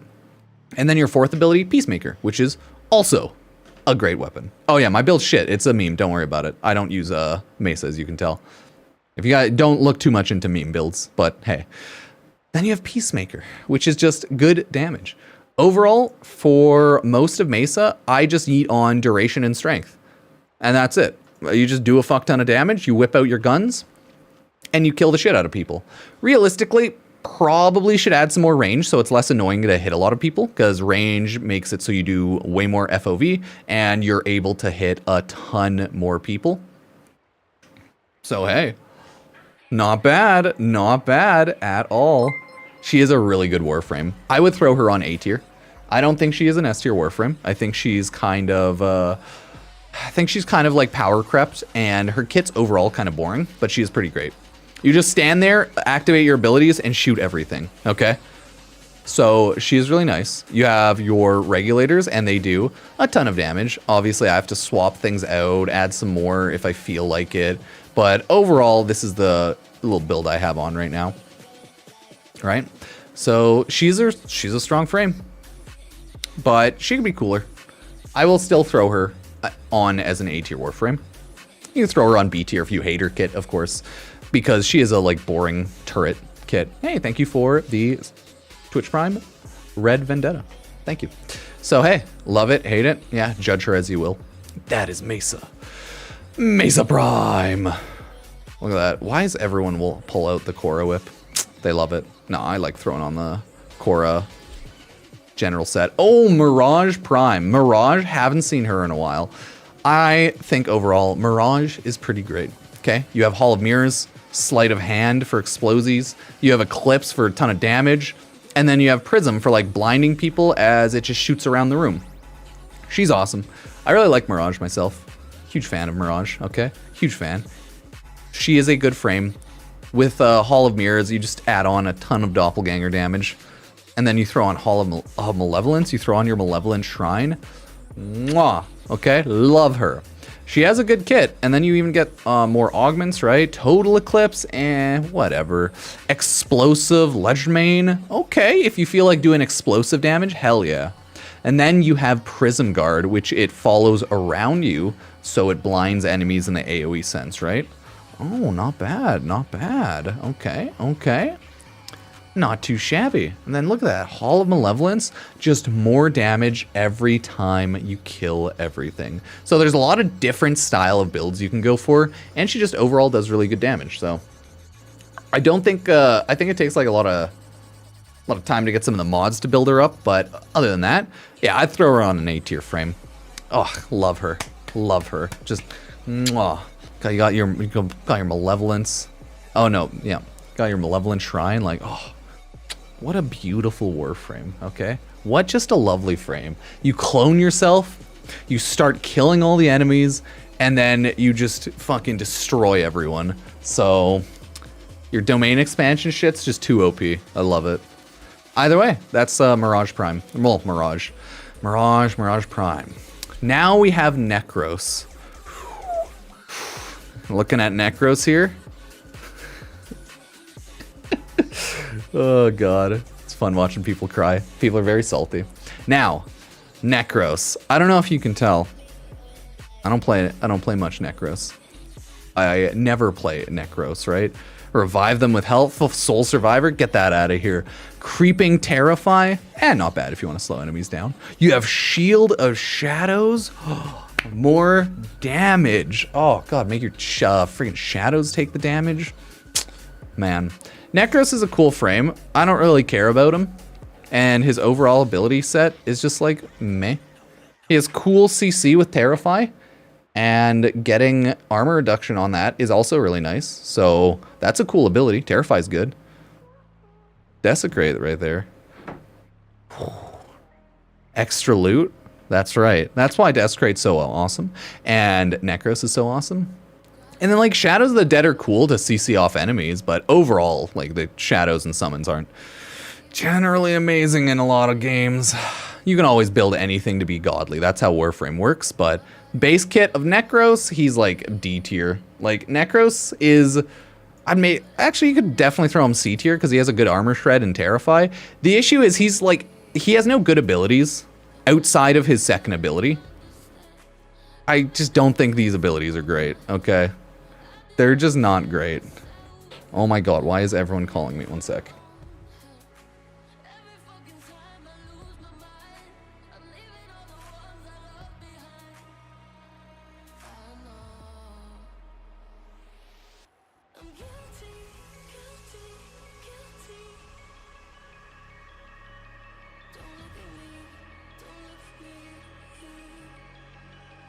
Yeah, so I'd legitimately just put him C tier because he has a CC and armor shred, which is better than all of Lavos' kit combined. So like, oh my god, it's so good. It's so good.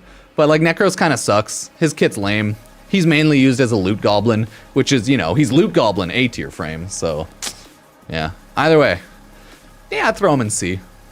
He's kind of like whatever.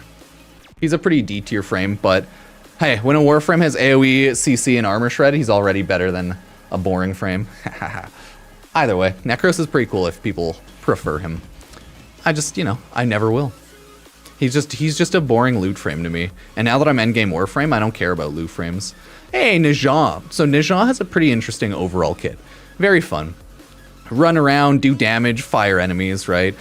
Blazing Chakram for some invulnerability. Or no, not invulnerability, that's on your third warding halo. I got them mixed up. This one just damage vulnerability and hits enemies, and you get more loot drops, well, orb drops, right?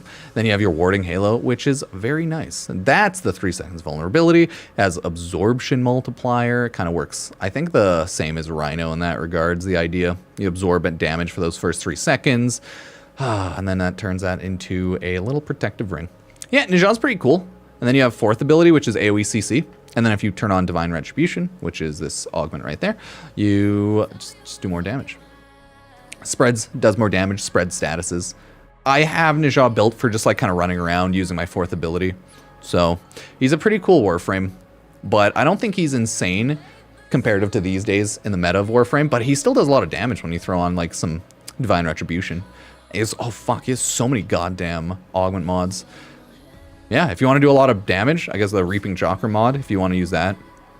Your Firewalker damage, Pyroclastic Flow, I don't really use it. But hey, Safeguard Warding Halo on allies, most people probably wouldn't use that. That control slide just sucks. And then, yeah, like, love or hate Nijah. I think Nijah is like a pretty good Warframe. Can use them pretty solidly for survivability. It really depends how much you love or hate Nijah. I've fallen out of liking playing Nijah more as of late. I used to play him way more early on or like mid-game. Then I just stopped falling out of favor. I'll still throw Nijah onto B tier. I think he's a good frame that you could throw on higher into like A tier if you really enjoy playing Nijah. Good CC, good damage overall, and good survivability. So I'm not by any means mad at Nijah's kit. So yeah, love it. Next up, everybody, Night's Prime. Night's is actually a really good Warframe, but it has an annoying... Night's has a very annoying mechanic that you actually have to keep up with, okay? That is the annoying thing about Night's. So Night's has good CC with... Is it Larva? Yeah. He has a really good CC with Larva. It pulls everyone in at not the highest range, but still a really good range. The issue with Night's is, Night's, as you can see, has 0 shield, but has a good survivability mechanic with like virulence. You have to essentially CC all of the enemies together and then hit them with virulence. It increases and refunds energy if you hit enough, and then you're essentially invincible as long as you start stacking up your virulence enough, because that's your passive. If you are killed with at least 15 stacks of mutation, that's what it is. You stack up mutation with virulence. Blah, blah, blah. Those 15 stacks are consumed, 5 seconds invulnerability, and you restore some health. So he is a really strong, cool Warframe, but more situational sometimes, because you have to get a ton of enemies together, and you have to start stacking up your mutation. And then once you do, it increases damage of your virulence and everything. You also have Parasitic Link, which works really well to increase damage off and get some buffs going. Not bad, not bad. And you can use the Sacrificial Lamb for the Parasitic Link, and they take more damage. So it's, you know, another survivability mechanic. And then you have your 4th ability, which is Ravenous, which is like a pretty cool AoE area, okay, where you just regen a ton of health and enemies take more damage because like maggots and stuff. So it's essentially your domain expansion. You hide out here and you chill. I agree. Night's is best in general, like any endless mission where you can just stand in one spot, you can just CC the shit out of the enemies, you stack your first ability, you can stack this up incredibly fast, like, whew. So I like his kit, but at the same time it can be annoying because you'd want to generally stay always around your Ravenous so you have better health regen, right? You always want to have an enemy parasitically linked so you don't die as fast, just in case. Probably, ideally, you know, a ton of armor. Want to build up your armor a little bit, and health because he is a health and armor Warframe. So then, yeah, you just go from there. Adaptation's generally really strong on him. I just have a goofy ass build right now, so I think Night's is really good. I liked him for a long time. I just stopped using him. Depending on what you like on him, I'd throw him as an A tier Warframe. Fuck it. I really like Night's for a while. He's no S tier, and he's probably a B tier Warframe for a lot of people. but I really liked him for a while. I thought his general kit is pretty fun. So if you like playing around his kit, that's the issue with a lot of Warframes sometimes, like Nidus, you have to play around his kit. If you don't like his kit, he's as good as D tier for you, right? Which is always the issue with this game. If you don't like how annoying a kit's Warframe is to play, then you definitely have to deal with that. So yeah, cool, good Warframe. Now let's talk about the next frame, which is Nova, I think. Is it finally Nova? Nova has a really good kit now, especially since she's been upgraded and updated a little bit. Because she's like 10 times better than Lavos, I know, right? Whew. So, Nova's pretty cool. You have some good null star damage reduction. Not bad, not bad, not too shabby. You have antimatter drop, which is actually now a lot of damage. You build it up by shooting into it. Okay, it does a ton more damage. Wormhole sucks. Okay, and next up, so always Helminth off Wormhole, we have Molecular Prime, which is really good. Increases enemies' damage taken. You can either fully freeze them, or you can make them go really fast, so you can just hide into a corner and kill the shit out of enemies. She's one of the best Warframes if you're trying to do fast farming, because of how Molecular Prime works, right? So, hey, she's really good. Her passive's nice, low orbs. You have more general orb drops if you use her kit. She has a lot of augment mods like Neuron Star. Not bad, not bad. Fire damage, not good enough. You have antimatter absorb, and it absorbs enemy bullets, not just yours. And then you have escape velocity, which is fucking useless. And I myself have molecular fission, okay? It's pretty much enemies restore null star charge and they have 100%, essentially, so I never have to recast as much null star. And yeah, you just kill everyone. I like her. I think she's a really strong Warframe generally, and you could probably throw her on S tier if you really like her kit. I think she's solidly an A tier Warframe. She just has a good kit. With her going speedy, you could even throw that as like S tier because like everyone gets to you faster. You'll increase the amount of damage that you and everyone end up doing. Or sorry, not the damage. You end up, well, you do because it's more overall damage. But you get more loot because everyone runs to you faster and then they spawn faster. You kill them faster, right? Because that's how Warframe works, right? The more you kill, the more loot you get, the more stuff, the more happiness. So, not bad. Now we have to look at Nyx, I think. Ooh, I think Nyx is the next up. Nyx Prime. God, I really like the skin on Nyx. So, playing Nyx. Not a Nyx player at all. Messed around with her a little bit, but she is a strong frame, I think. Now, if you like her kit, it's just like every frame could be better. Her first ability is just mind control, so you just take over enemies. Pretty simple stuff, right? Your second ability, Psychic Bolt, it has a defense reduction, so at least there's that. But it is one of those abilities that you'd have to be shooting around way more. I think they're gonna rework Nyx, right? She's the next one to get reworked a bit. And then like Chaos is interesting, right? Mass Hysteria confuses enemies at a pretty good radius at that. And then they just attack people randomly. And then you have Absorb, which is like, it's kind of like her worst ability. It's good, but it's bad.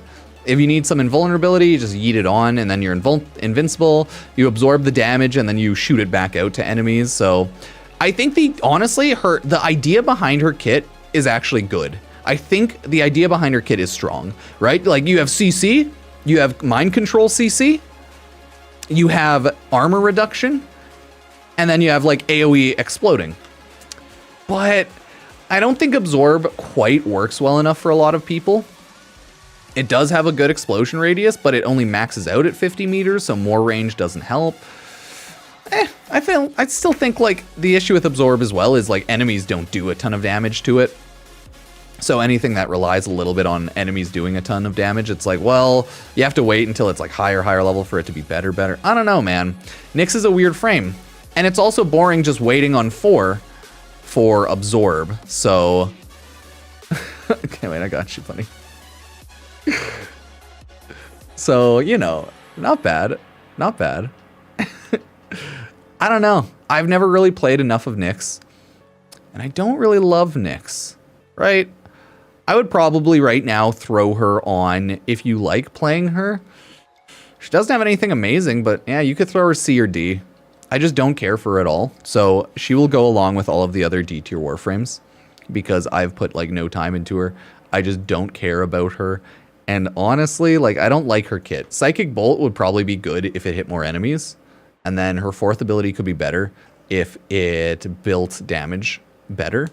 But yeah, there you go, buddy. Nexon's the same tier as Lavos. So there you go. Not bad, not bad. Now, that's Nyx. Now we have Oberon. So Oberon's just an old shitty frame. That's just kind of how that is. He's pretty cool. He's pretty cool. Right? Like, that's not bad. Oberon Prime's pretty cool. He's just an old shitty frame. So, it is what it is. Now we can throw your boy on Oberon onto D tier. He's just an old boring frame. He has AoE armor reduction. It's just like, meh, takes too long. I don't like massing and hidden reckoning. It's kind of annoying. Renewal, in theory, it's pretty good, but it's just like some annoying health defenses, shield regen.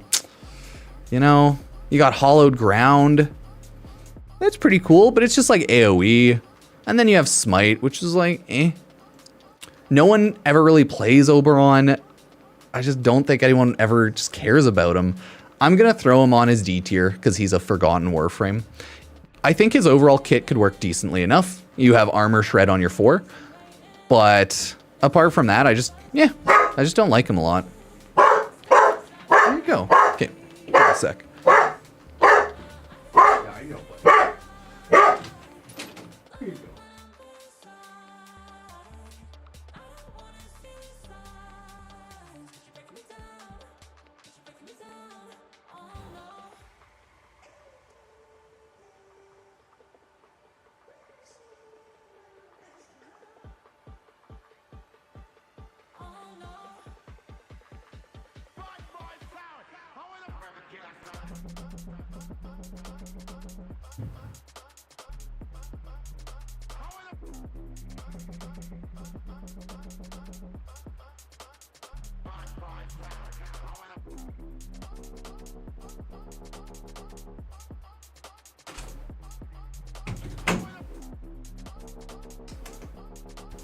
That's a good one.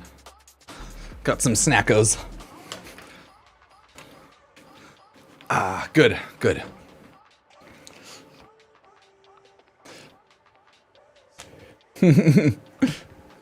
Now, we're looking at Oberon. Yeah, I'm gonna keep him D tier.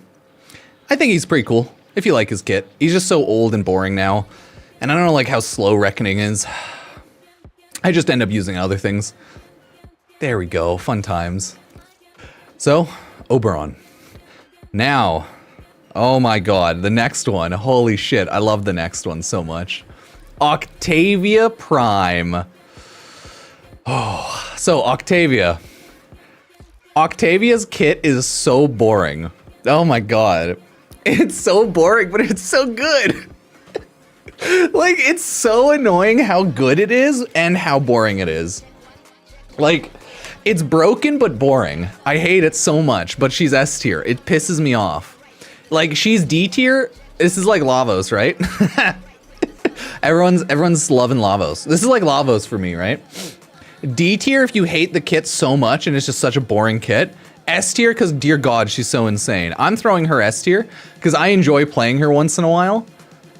But the idea of her kit is you just throw down her abilities and then you just stay invisible and you just like go around killing people. Or you just hide the whole game. She's just a boring Warframe because her entire kit is passive, essentially. You throw it down and then you leave it alone. So she's insane. But, man, I just don't care. You hit 1, 2, 3, 4. You mash control so you crouch and you're invincible. Okay, she's pretty awesome, but she's just so boring. But hey. Oh, Protea Prime. I love Protea Prime. So Protea's my fave, my girl. Love her. Turret damage, grenade fan. Oh, okay. You just do AoE damage and then really good turret shield gate stuff. Oof. Turret damage, awesome. Love it. Okay. Dispensary so that you have constant loot. Oh my god. And temporal anchor. So you can just like go hide back if you get low on health. Or you can throw on the augment and it can armor shred. Mwah. Amazing. So she has really good survivability, good armor shred, and good damage overall. Armor shred once you get the actual augment though. So yeah, she's pretty A tier Warframe, I would say. As much as she's my favorite, I just don't think she's an S tier Warframe. I just don't think she is. Because you need to get her augment so that she can start doing armor shred, but her base kit is really good damage, heat damage, slash damage, shield, and support. So she's really good with the general teamwork of the game as well. She's a good solo frame for sure, but she's really good team frame. So she is a much better team frame as well. So I don't know, love her, hate her. I think she's an A tier frame. I just don't think she belongs in S tier. She doesn't have enough damage. She doesn't have an initial armor shred to be S tier or anything like that. But hey, I still think she's really good. Still think she's really good. Maybe if like she initially had more armor shred, she could go S tier and just more damage, but hey, that's okay. I really love Protea. She's my favorite personally. Now, next up, after Protea, we have Corvix. Ooh, Corvix is decent, but I don't love him personally. He does, if you want to build him for it, you can do a fuck ton of damage between your pillars and like Crucible Blast. But he is definitely a stationary defense Warframe, which it's very situational. Most of Warframe, you're not too stationary. Most of Warframe, okay? But hey, so he has good damage with his pillars, and if you hit him, they do more. Cool. He has an interesting second ability. It has damage vulnerability, but not a ton. Okay, but you have to hit it. Your third ability, I actually totally forgot this one existed. I don't know how I forgot this one, but it's really good. It's some area damage, but hey, you get like status chance immunity, and then it builds back up. I totally forgot about that. So it's a good defensive ability. And then you have Crucible Blast, which is like decent damage. You hit your pillars and it does a ton of damage between your pillars. I think more enemies in your pillars equal more damage. So Corvix is pretty cool. I think he is a strong frame if you like his defensive build setup. But overall, I don't find him like super fun, but he is a good strong frame. We are putting him in B tier right now. And, you know, I think he's pretty decent. I think he's pretty decent. He's a nice frame. He's a nice frame.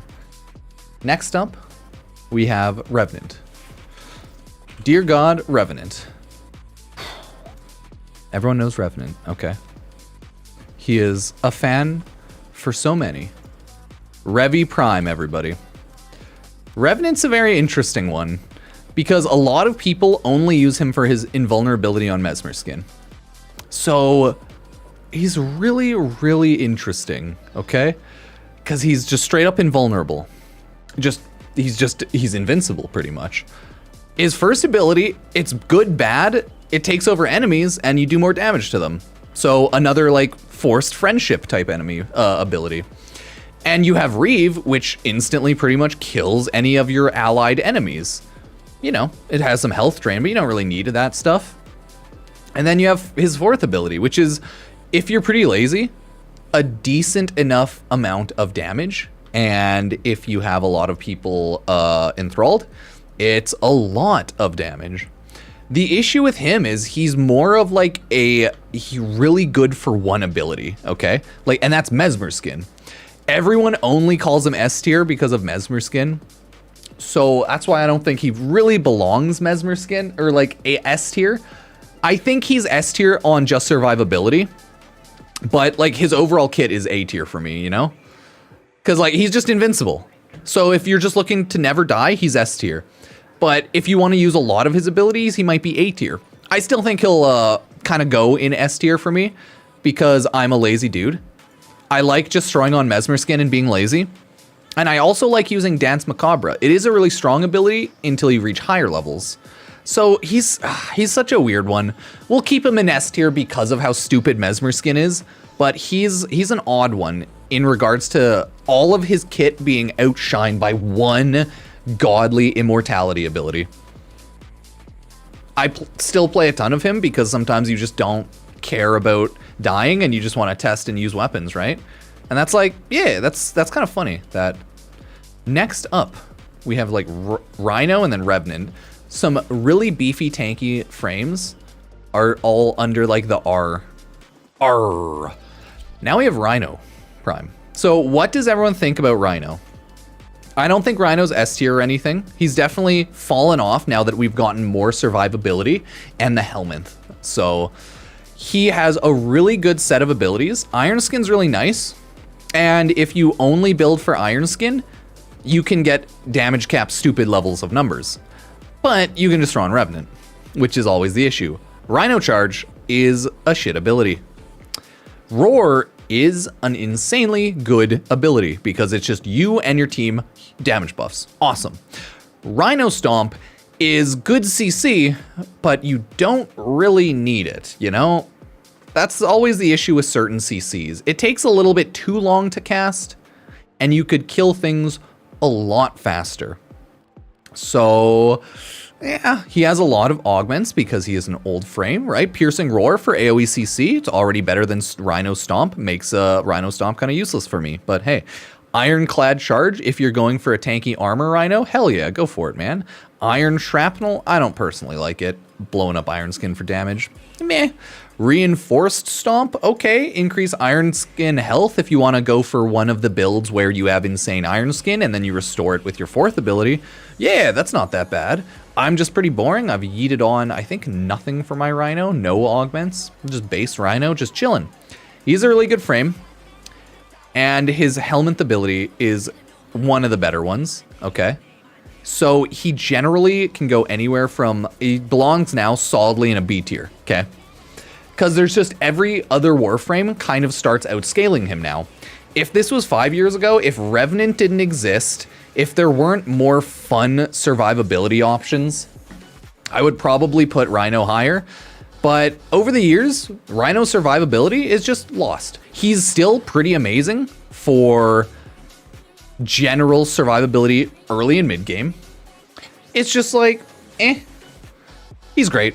You can always just build his Overguard a ton. I just hate how many of his abilities seem like they're wasted. It's always the issue with Warframes is like, half of their kit seems like dog shit, and then the other half seems godly. And that's Rhino. He has 2 godly abilities that are supported by 2 shitty abilities. And like the Iron Skin isn't even godly by default, because you have to really specifically build for that. Whereas you have Revenant, and he just hits abilities and he's invincible, right?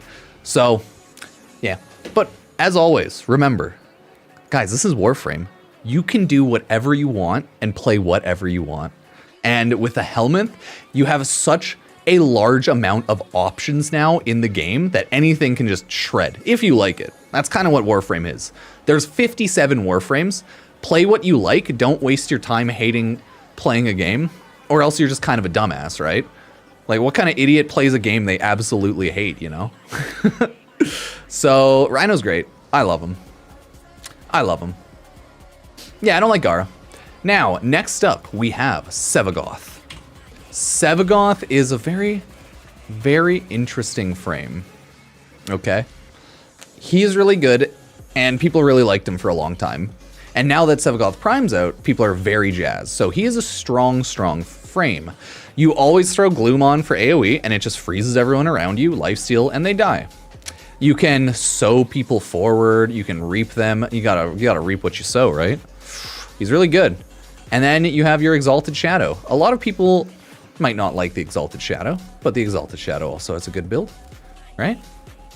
He's pretty cool, right? You got Embrace. Whew, not bad. You've got Consume, some lifesteal. Got Death's Harvest, always good with damage, a little bit damage vulnerability.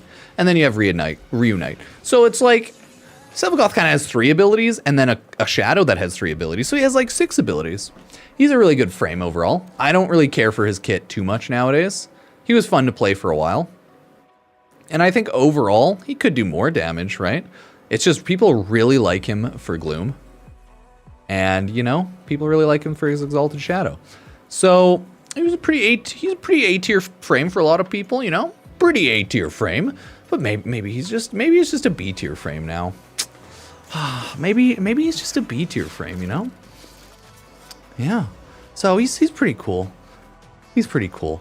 But then, yeah, once you get augments, it gets a lot better, like with anything.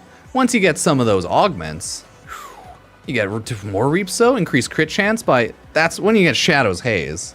That's where he really pops off right there. So, whew. Just so good. I have found out that a lot of like chat's stupid and they don't build for what they like. So chat can be NPCs sometimes, which is okay. That's why Warframe's a fun game. It's interesting to see how many people get pissed off or sad that you don't like to build how they like, but it's a good game. So Sevgoth for a lot of people would probably be like high A into S, because a lot of people really like Sevgoth. Now with Prime out, people are really playing him more. They probably would throw him more around A tier, but I don't know. He's just a chill Warframe now for me, so I'd throw him on B tier. He's really nice. You throw your Gloom on, you reap and sow enemies into death. It's pretty cool. He's a good frame, and I'd recommend him to most, if not everyone, in general, so. It's also fun seeing people look at some of my builds that are, like, not touched on, and then they're crying. They're like, what is this? My God. But chat's never introspective. Next up, we have Styanax. Oh, Styanax is really good. I don't like him a ton, but he's a really good frame. You have your little Javelin, you know? It has some decent CC. Your second ability with the DR is really nice. Rally point's just good, because shield per kill is really nice. So then you're more invincible. Shield gate anything is just really nice. And then you have your final stand, which it used to be really cool because you used to spam your fourth ability and then you could fly into the air and do a fuck ton of damage. So Styanax is a really good frame. I think a lot of people stopped using him after a bit because like they just might not like his kit. This one's really nice, like more vortexes. I don't know. This one's really nice, like Intrepid Stand, right? Enemy grants Overguard, Styanax. Not bad. Not bad. I'm gonna still put your boy at A tier. He's a good, strong frame. I don't care for his kit. If you like his kit, maybe you'd put him at... Oh, did I skip a Saren? Okay. Maybe you'd put him at S tier. But, like, I just don't love him a ton. But he's a good frame. He's, for sure, a good frame. Yeah, if this was chat's tier list, everything would be S to B tier. Nothing would be in C and D tier, sadly. That's the fun of chat frame. Wahaha. Oh, yeah, I skipped Saren, 100%. There we go, 100%. Saren! I was like, I'm pretty sure I skipped someone. Huh, there it is, there it is. So, we have Saren Prime. Saren's fucking awesome. So, she is just the toxic frame, where once, like, you need to ramp her up, right? It takes not a ton of time. But generally, you gotta ramp her up. She's a pretty cool frame, pretty cool frame. This is my goofy ass build. I think pretty solidly, most people can throw her on S to A tier. You throw your spores on, and then you just let everyone die. I'd probably throw more strength on her, but I do have Molt augmented. But fucking A, you just eat Toxic Lash on forever. You use Molt for survivability if you need more so. You have Miasma. And spores just constantly spread. She's one of those Warframes that works good with everything. Like, duration's nice on her, but you don't need a ton of it, right? But you do need range and strength primarily, with strength being the 100% main aspect of that. I don't play a ton of her kit. Contagion Cloud, I wouldn't say it's useless. Revealing Spores can be nice. And then Regenerative Molt, I don't think it's necessary, but it's still really good. I just put her overall as an S tier frame because she's similar to Octavia. Saren and Octavia have the same general kit idea of insane AoE and just chill. The difference is Saren's not invisible, whereas Octavia is invisible. But Saren's spores self-spread, you just hit 4 and it increases more damage, and then you just chill. So, yeah, not bad. Next up, we have... I think it's Trinity? No, maybe. Maybe. Let's find out. It is Titania, not Trinity. Trinity's after. Oh, Titania. Oh, God. I dislike Titania, but I like her for flying. She has augmented melee, and I think they're overall okay. I never bother building them, as you can see. But the base stats on them, like, they're not bad. It could have more crit, but I don't think it's terrible or anything. And then you have her secondary weapon, which is also, I wouldn't say terrible. I hate it though because it doesn't have enough magazine and it just kind of eats through ammo. But the Dex Pixia damage overall Yeah, it's not the worst. It's not a crit weapon, though, which makes me sad. So she is such a weird Warframe. I don't love her, but I don't hate her. I only use her for speedruns flying around the map. If you like her kit, she's a high tier. If you hate her kit, she's a low tier. And a lot of people don't care for her kit. Like Spellbind, you just yeet people around. Tribute, you have a bunch of different abilities, so it's like one of the cycling ones. Not terrible. You have Lantern, Swarm of Razorflies. Whoo! And then you just have Razorwing flying around. She has a good kit overall. You definitely have to like her, but she has a overall good kit. I have definitely not had enough time with her to like properly judge the full breadth of her kit, but I don't fully love her. I always generally use her as a Razorwing Blitz throw around frame, but hey, I'll throw her in as B tier. She's pretty good. I like her. I just need to actually get time with her skills and try to see if I like her outside of speedruns. So that's all I end up using her on. So she's very like hit or miss. Very hit or miss making a Railjack frame, it turns out. But she's pretty cool. Yeah, her turret guns are really strong. They're not high crit, but they're strong. But they just don't have enough ammo. Ooh, Trinity, God. Trinity, man. Trinity. So Trinity is really interesting and good, but she's like boring and slow and old. You can always do EV Trinity. She's overall thought of and looked at as like a support frame, right? Like health per second shenanigans, more energy vampire, so you just regen energy. You link up so that enemies take damage. Like her base kit's like whatever. And then you have restore on your 4. So she's really good, obviously. She's getting her mini rework soon enough, and we'll see if it's enough. Like reduces enemy, nah, lame. Champion's Blessing, probably one of her better ones for sure. So you'd want to do that on. But I just don't care for Trinity right now. She's really good. She's good at what she does if you like using her. Like her healing is really good. You can do whatever you want. Any game, any character can do level cap if you're bored enough. That's not really meaningful. She's a great frame, but she's boring. So I'm gonna throw her on A tier. I'm gonna throw her, no, I'll throw her B tier because I don't like her enough. She's just like, she's really great, but she has a boring kit that a lot of people don't like using nowadays in Warframe. She's kind of like old Warframe. She's a very slow, stationary, chill frame, and people would much rather run around and nuke everything through the map at much faster speeds because it's Warframe. So just her general kit is more suited, I'd say, to like chill areas. Either way, hopefully they build her up to be really good, but she's still really good if you like her kit. Again, that's gonna be the general idea of this game. This is Warframe, it has 57 Warframes. Use your brain, play things you like, and don't be a dumb bear too much. But if you want to be a dumb bear, hey, fuck it, who cares, right? Next up, we have Valkyrie Prime. I don't play enough Valkyrie, but she is really good. You have, where's the invulnerability? Is it on your paralysis or is it on your 4th ability? I think it's on your 4th ability. But she has some invulnerability shenanigans on her. So her first ability sucks because it's just like a hook, like Ripline. It just sucks by default. Her second ability is awesome because it increases armor and increases speed, like attack speed, right? And it even slows down enemies, so sweet. Her third ability, not bad, not bad. It is a fucking damage multiplier. It drains a quarter of your shield and it knocks back enemies. But it's a damage multiplier, so that's what really matters. I don't really use it that much. I don't think it's amazing though. It's pretty decent to like nuke through some low level enemies, because like the damage multiplier I think is based on just like your shield. Yeah, we don't talk about Ripline. I think her paralysis is decent enough though, for sure, because it works for like her kit. But yeah, I haven't used it enough, so I don't know how OP it can be. Then we have Hysteria, or Enraged. Damage increase, crit chance increased. Enraged is awesome, right?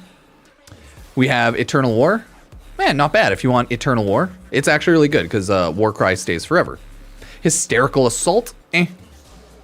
Yeah, I think her 4th on cast gives her invulnerability, but I don't think you're invulnerable the entirety of your 4. I can't quite remember. Or it's just like, it increases the drain over time. I'm not 100% sure.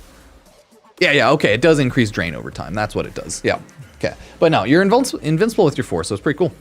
She works really well with anything that can restore your energy, so maybe if you want to throw on an Equilibrium down here, go for it. Throw on more efficiency, less efficiency. But I think since duration works as pseudo efficiency on her 4, you don't need a ton of efficiency. That's why I have 75. Okay. Yeah, she's a cool frame. She's a pretty cool frame. But she suffers kind of like from old kit. So if you like melee frame, you like her. If you don't like melee frame, you don't like her. She could pretty solidly go, depending on how you look at it, because she's invincible when you always use her, a 4th. But I just don't think her kit has enough utility for S. But I'll put her in A tier because melee shenanigans is just really good.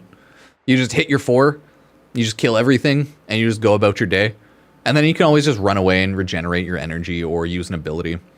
In the current meta of the game, and her being way less popular, I think for most people she would be B tier for sure. But I don't use her enough, so I probably as well will put her B tier. I like the idea of really strong melee frame. But I just never really care to use her, you know? Vauban. Oh, I like Vauban. I like Vauban. So he should be the next one, right? Because we go Valkyr into Vauban. So Vauban Prime. He is an unfortunate Warframe, man. He is such an unfortunate Warframe. I love his kit overall when I want to do some CC shenanigans, but like, fuck, people don't like him. The Telos Nervos do suck. Little balls that float around doing some CC, but like, eh.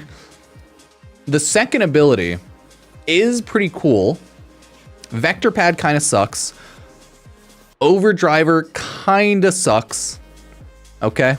It's a small buff, but it kind of sucks. Tether Coil kind of sucks. And Fletched Orb's cool, but kind of sucks, right?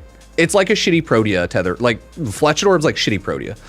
Photon Strike just straight up sucks. It's like, doesn't do enough damage. Why would I use that? And then his fourth ability is good.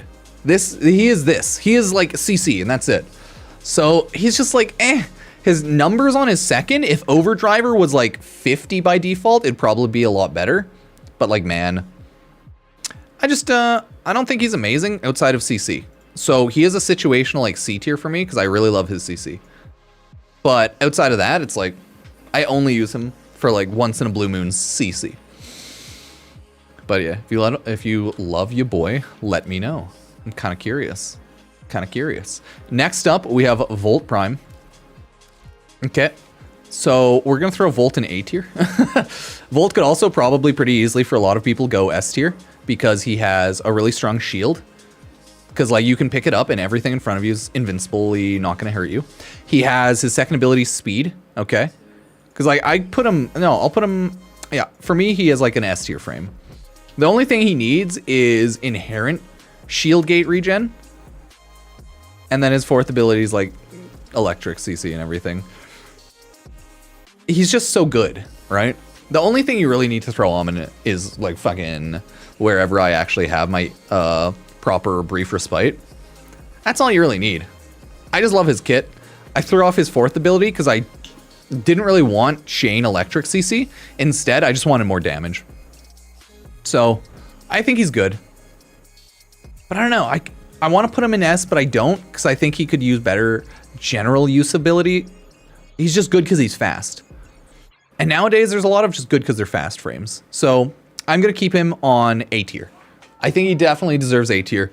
If he had like maybe a little bit more survivability or a little bit more ability damage, maybe he'd be more S tier. But I didn't like his inherent AoE CC on his fourth ability. I don't think it did enough, and it's more of like a good CC.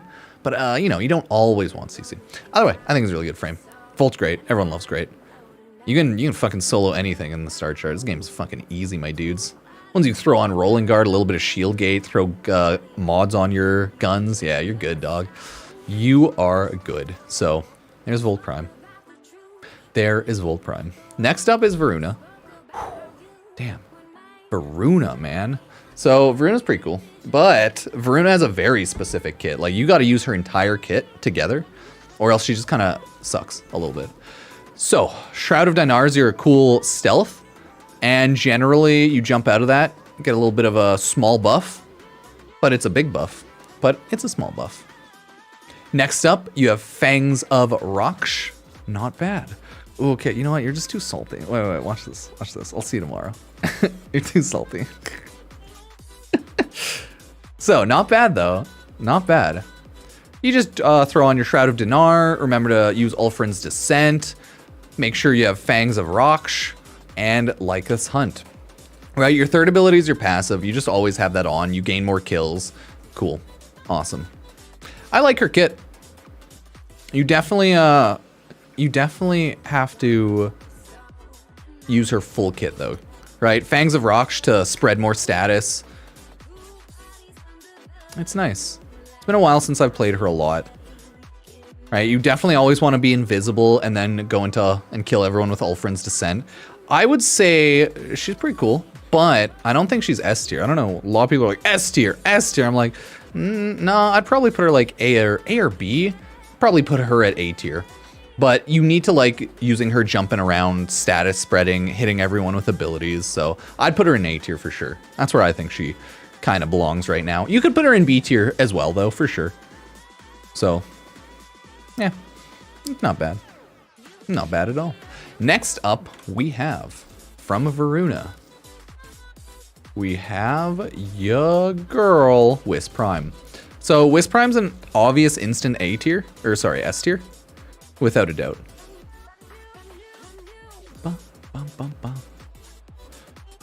Which is not bad. You have whatever abilities. I have Brief Respite on for the meme when I don't feel like using my second ability. Yeah, she's just insane. Reservoirs is pretty much built-in Loki speed, health, speed, status on enemies. Like fucking A, she's insane. Her second ability is Invulnerability. That's the only actual use for this is. If you use it as a mobility ability, sure, whatever. But the only actual use for this is just Invulnerability. Like fucking double tap it, boom, 3 seconds, you're invulnerable. You can just double tap it whenever you feel like it. It costs no energy. You just have to make sure you pay attention and don't get killed. Which is like, cool, awesome. Like, that's fine. And then you're just invulnerable. So, OP. Your third ability is fucking awesome, right? Like, it's insane. Is an AoE damage multiplier that starts at 2x. And then if you feel like just charging up even more strength, yeah, it's insane. So you have a really good radius CC, and when you teleport to your motes, it doubles the range. So mine's at 26. Sweet, it hits 52 when I hit TP to a mote, right? Oh my god, like it's awesome. And then your fourth ability is your worst ability, but it's cool. So if you're gonna helmet something on Wisp, it should probably be the fourth ability because it's just a radiation fire beam. I know a lot of people don't like radiation because it just like makes enemies run around and act confused. But like, holy hell. And her augments, I just use Fused Reservoir because I'm lazy, and that's it. Like, easy. And you can definitely use Critical Surge, and you'll gain a fuck ton of damage. Like, look at that, maximum 250. Like, no matter what, you can do so much. So, Wisp is godly. I love Wisp. She's instant S tier without even thinking about it. You could use Wisp with no mods and she's S tier. Like, she's just too good. Oh my god, 4 more Warframes. Okay, oh, dang. 4 more Warframes. Holy. Is that an ice cap? Yes, yes it was. So that's Wisp, everybody. I love Wisp. Gosh, she's so good. Oh no, 5 more Warframes. No, Sevagoth Prime. Sevagoth doesn't count. 4 more Warframes. Now we have Wukong. Oh, Wukong has gotten progressively worse and worse over time. The issue with Wukong is his AI right now is stupid. His biggest issue. So I play Wukong so much, or used to, that Warframe players, he is the most popular Warframe, especially in Warframe China. And he was just so overused because he had a built-in clone. His clone just tends to freeze and stop working now. And then you have to like respawn. Warframe made the AI clone, I swear to God, they're trolling everybody. They made the clone stupider. In the past year or two, they've done an update or two, and now the clone sucks. It starts freezing, it loses its AI, it's like a worse on-call crew, and then you have to kind of recall Celestial Twin. So they kind of messed with him because he was so overused. And then he has 3 passive extra lives, by the way. Cloudwalker's good to heal and just kind of get out of a bad situation, but it's not like super amazing at all. His third ability, Defy, is pretty cool because it gives you like damage multiplier and time invulnerable and armor and all that. The issue is like, who cares? It's not an active invulnerability, it's a small term one, so it's good to not die, but you also just have Cloud Walk, so I don't know. I don't really love Defy. It's good enough, but I don't love it. I don't love it at all. And then his Primal Fury, which is just an augmented bow staff. If you like using it, you like using it. If not, if not. I'm legitimately putting Wukong in B tier, because he's just like overused and people just love him for his clone. You can always do your Slime Kong build, who cares? He's a good frame. But I just like, his overall kit, I don't like anymore. It's just kind of the boring AI clone kit, and it's just so overused. But yeah, he's still pretty good. He's still pretty good. He could be A tier for a lot of people. He could be anything, really. He has a lot of augments too by now. Like Primal Rage is nice because crit. Celestial Stomp, hell yeah. Just Celestial Stomp everything, right? Got Enveloping Cloud. Nah, I don't care about that. But I'll put him as B tier. He doesn't stand out to me anymore. Not even close in the past like 2 years. He was only really A or S tier mainly because of his clone. And his clone's just gotten worse and worse over the years. It just stops working. So, oh well. It is what it is. Wukong is still a very good frame. Usably very nice. Next up is Zaku. We're getting Zaku Prime shortly, so better statted Zaku. I think Zaku, a lot of people either really love or hate Zaku. I don't know why. I like him. I think Zaku's really good. Either A or S tier. Void damage is really strong, so you just straight up get a void damage buff. But the extra damage is low. So, yeah, keep that in mind. You also have damage reduction on AoE attacks, chance to avoid incoming weapons. Cool. Grasp of Loke is awesome. It essentially steals guns from enemies. It uses them, and they shoot void damage. Awesome. Awesome. I could definitely build ya boy with more damage strength overall. But hey. Next up, we have the third ability, which is Accuse, Gaze, Deny. Meh. It's not bad. It's like, I think Gaze is the best because of the just damage reduction, but it can also work as decent enough CC. So, yeah. And then the best part about Zaku is their fourth ability, right? It freezes the cooldowns on your second, third, and first ability. Sweet. Awesome. Love it. Sweet. Okay. It just pauses the cooldowns. You have a 75% dodge chance. You just have to make sure that you have some sort of shield gate and you keep up on that because, you know, you can also just die. So, yeah. Zaku's awesome. I would say Zaku's A tier. I wouldn't put Zaku quite at S tier, but I really like Zaku overall. Because, like, void damage, void guns, auto turrets, the Lost with the DR, defense reductions, just so good. So good. But, you know, could be a little better. Could be a little better. Either way, well, yeah, A tier? A tier. That's where I'll throw Zaku. I think a lot of people would like, he's like A to S to a lot of people if they like him a lot. Zaku's great. He's more of a fun frame because you actually like play around with him versus invisibility frames or like Octavia. But Zaku's a pretty hype frame. Next up is Ureli. Oh my god, Ureli. Oh my god. Okay, everybody. What do you think about Ureli here? What do you think about Ureli? We're going with a low tier frame. She's better now, but she's not A tier. So, you have C snares, which is damage, vulnerability, and general CC, which is nice. Which is nice. Damage vulnerability stat on this is actually really high, so that's really good. The issue is then you have to spam out a shit ton of C snares when you can just kill enemies. So it's like the crit chance on secondary, if you really like secondary, good, awesome. Marolina is the worst part about her. It's 90% damage reduction, but you have to respawn the K drive, and you also have to be on a K drive. And that's why to fix her, they gave her a forced augment mod so that you no longer have to ride on your K drive. That makes her worse because then you actually have to fucking use it. So yeah, Marolina Guardian, okay. Not bad because you gain secondary fire rate. So if you like secondaries or if you like K drive, she's really good. That's kind of what you have to build her on. But Surging Blades is good, okay? I just like Surging Blades. I think her third ability, Aqua Blades, is her best ability because it's high tier, a bunch of slash damage if you want to just run around and get close to enemies. I just don't like her kit. I don't think it meshes that well together. I just don't. I don't like the idea of her base kit, which is like roll around on K-Drive, hitting enemies, throwing abilities, using secondaries. Riptide's really awesome though. I really love Riptide. I really like Riptide. Like that's the issue with her third ability. It's really good if you're going close to enemies, and it's useless if you're not. So if you're going melee form, it's great. If you're doing ranged attacks, it's useless. That's the issue with her. She's very situationally shitty. Very situationally shitty. Riptide's probably just her best outright ability, to be honest, because of how much damage it can add up. It has decent range, but not amazing. But if you want to just clear through a bunch of ads, it's really nice because it damage increases for more enemies in there. Get them in there, explode, boom, you kill a bunch of them. Falls off more late game, but yeah, you know, it is what it is. I don't like the idea that Warframe always adds augments to fix how annoying a Warframe's Warframe's kit can be.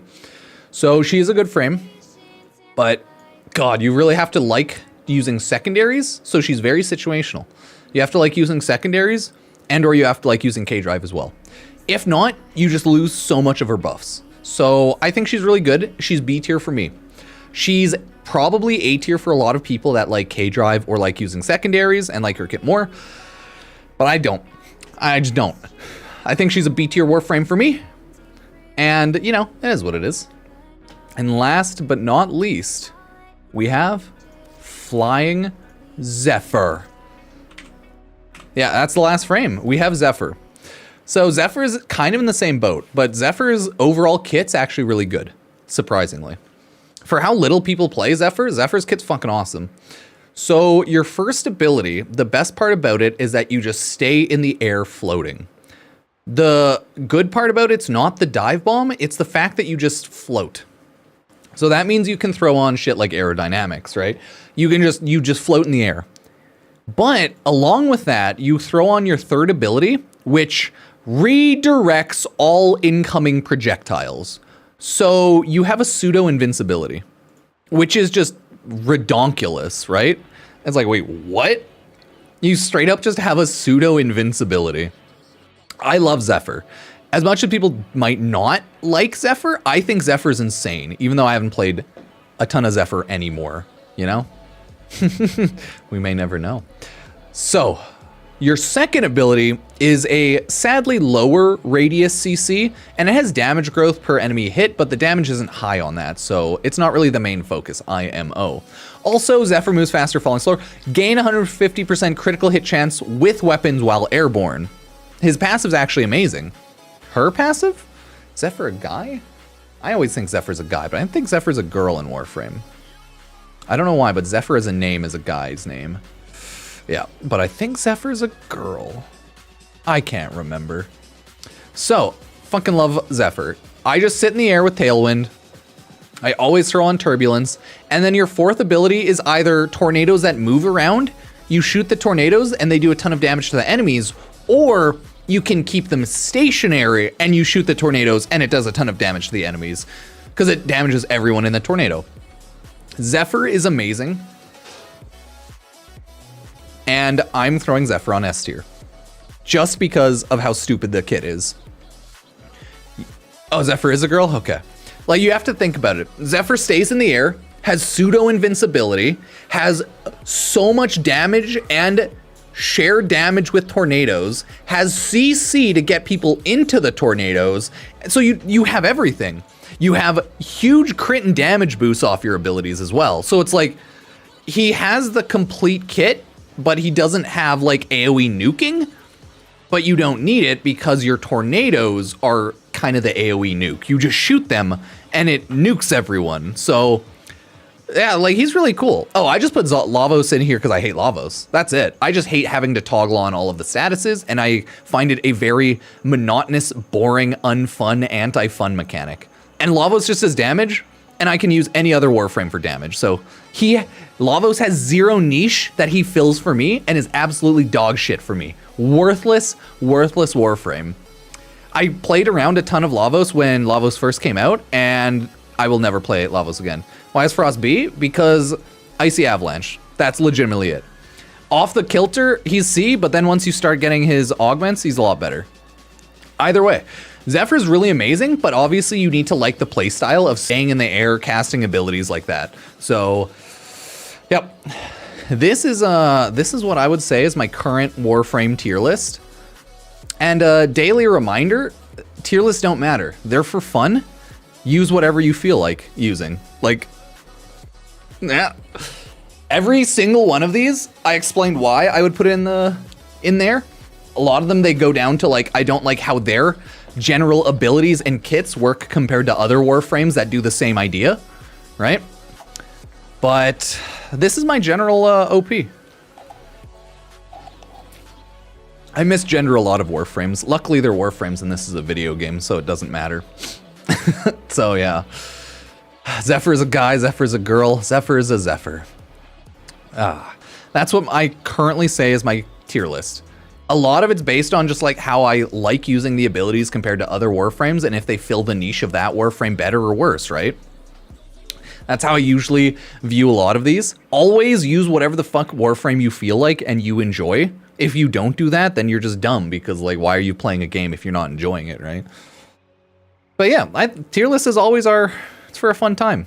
This is where I'd rank stuff based on like what I like playing and how their abilities work. And you have to also remember, there's 57 Warframes in the game. You need to probably put a solid 5 hours into a Warframe at least to get like a good understanding with augments and how you fully like a Warframe. And just nobody has time for that shit, especially when the Warframes keep getting updated, reworked. Warframe is a content bloat game. It is a looter shooter. There's so much stuff that you can get, but there's nothing you need to get.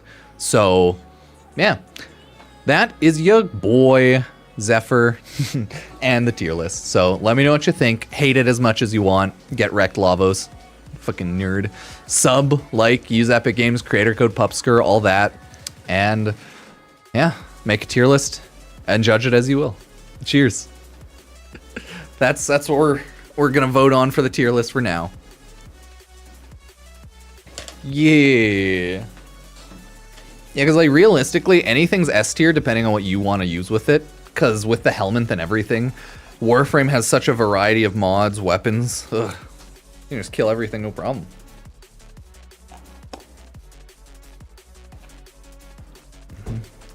Yeah, people can be really stupid, and they take like tier lists hyper seriously.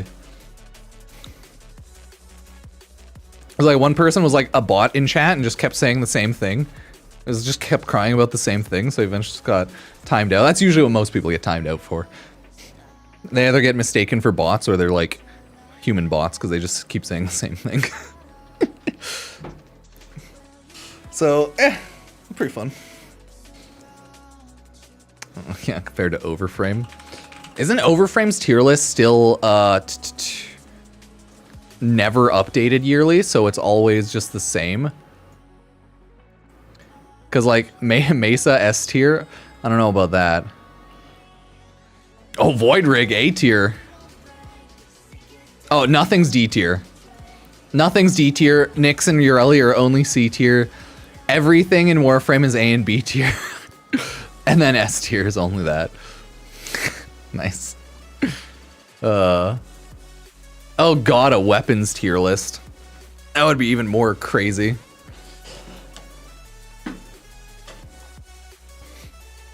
Man, that was fun. But yeah, there's the tier list. We got a little screenshot. I'll probably put this video up in a day or two. Just FYI. I'll probably put the full tier list up in another day or two. The issue with the Overframe Warframe tier list is it doesn't get cycled out. So every vote since the beginning of Warframe is counted to that tier list, to my knowledge. So it kind of lost its relevance after the first 3 years, I think. Yeah, I could put Loki in D tier. Loki would go like here or here. I just like stealth more than a lot of these characters. And I think Avara's kit, I hate it so much outside of just conservation. Oh, yeah, it'd be wild. Now, people take everything way too seriously. This is a fucking horde shooter for fun game, dog. Touch grass. Get some pussy. Have a good life. Don't take your looty shooty robots too seriously.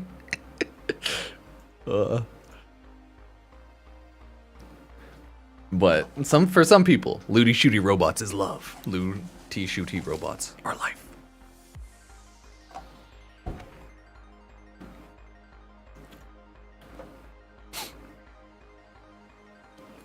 Yeah, that's why Ashe is higher than Loki, because Ashe has better stealth than Loki, because I like Ashe's more with the kit.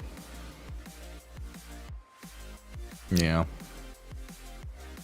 Ivara's D because she has no use outside of conservation. Whereas Loki, well, at least I like his CC more in actual gameplay. So yeah, judge around. Ashe is Stalker. Stalker was based on Ashe and Excal's kit. Mainly Ashe, but like augmented. Yeah, Loki just like, why? The only thing I use Loki for is stealth, and even then it's like, I like Ashe more.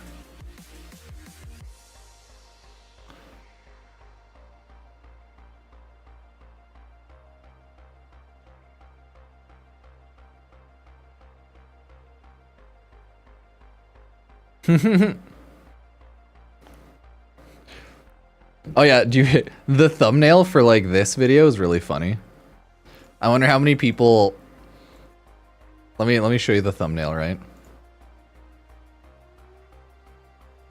Give me one sec here.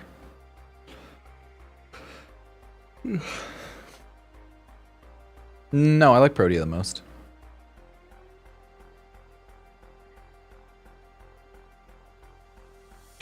I really wonder how many people are gonna look at like the thumbnail for the stream and be like, yeah, because this is just like A, B, C, D, E, F. This is just like alphabetical.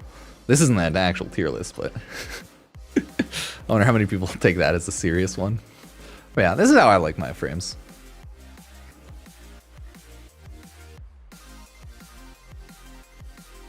Yeah, that's why Loki's CC. Because he has CC on his 4th, but CC's pretty stupid in this game. And, yeah. The issue with Warframe CC, it's like, the idea of CC is nice, it just doesn't work as well as it could sometimes. Because it is a horde shooter. It's just how it is, right? It's just how it is. But yeah, I'll try to get the tier list up in another couple of days. So what's everyone think about it? I love how many people I triggered by having Lavos so low tier, because I just don't like Lavos.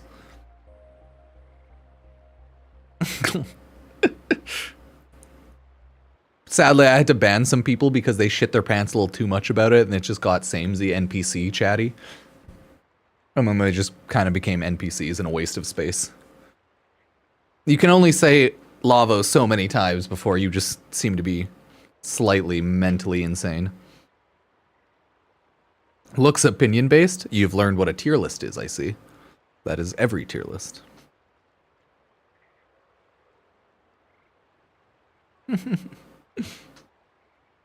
Because you have to also remember, Warframe's not a hard game. Once you get stuff, this is an easy game. It's just mainly for fun, looty, shooty, and shitting around, you know? I would never classify Warframe as a hard game. I would classify it as an information and item gathering game. So, yeah. Every tier list is opinionated. Again, you're stupid if you don't think that. Because that is what a tier list is. If you want the objective tier list, there, it's based on time played. Because that's what people like the most. Like, that, you know this, right? It's always going to be a subjective tier list. Because they're all opinions. So nothing's ever that serious, you know? It's a video game, dogs. Try everything out, find out what you enjoy, and use those the most. That's why usually you see most people primarily play 5 to 10 frames, because those are the ones they like the most.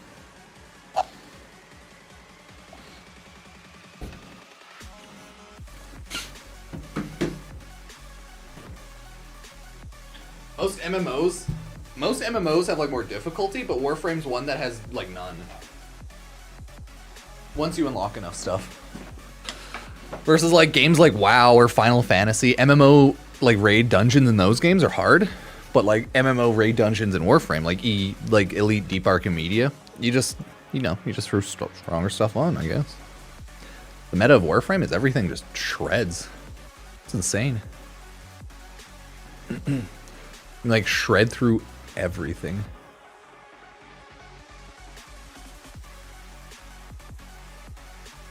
So that was fun. God, I always love making tier lists.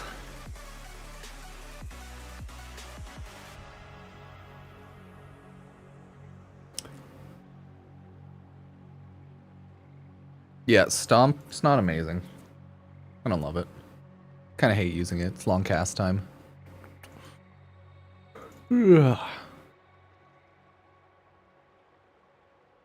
Roar's good, but I don't really value it that highly. Same with Iron Skin. It's good, but I don't value it insanely high. Rhino's just like a good version of all the better tank frames now. You know? I like him. He's good. He is especially good for most early mid-game players because he's just very easy and his tankiness is better early. I don't like building for his Iron Skin for endgame or anything.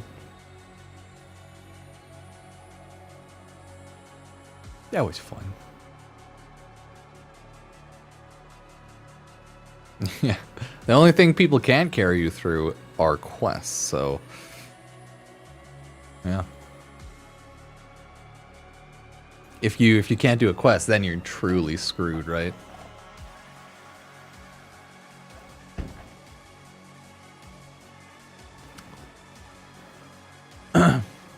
Honestly, I'd probably put fucking Equinox in D tier for my personal tier list. You don't use your kit. Cora, never die. Ugh. See, everything's S and A if you listen to chat. That's the issue with Warframe. Because everyone has their frames they prefer. And Warframe's an easy game, so everything can just do everything easily. So when you listen to chat, everything's S or A tier. Because like people in chat will always find that there's enough people in chat and there's enough Warframes that people love that everything's S or A tier. That's why. Yeah, it's just mainly for fun. You'd really have to go to each individual Warframe. To have like the most objective styled of tier list, you'd have to look at what you're kind of tier listing based on. If it's just playing Warframe and murdering everything, well, nuke frames are S tier and everything else sucks. Is it just like playing the game? Is it things you like? Is it how their overall kit meshes together? How their survivability and damage? And there's a lot of variables if you really wanted to do that type of thing. But at the end of the day, nothing matters. It's mainly based on what you like and if you like how the meshes of abilities work, you know? God. So, yeah. It's mainly for fun. I just hate Ivara because I don't think she's usably good in general Warframe. I think she's a really slow CC frame and that doesn't have a place for Warframe. It just does not have a place in Warframe right now. So she is the conservation only frame for me. I think Nyx can be usably good, but you really have to like her kit. But even then, it's not amazing. Oh God, we have a Discord picture.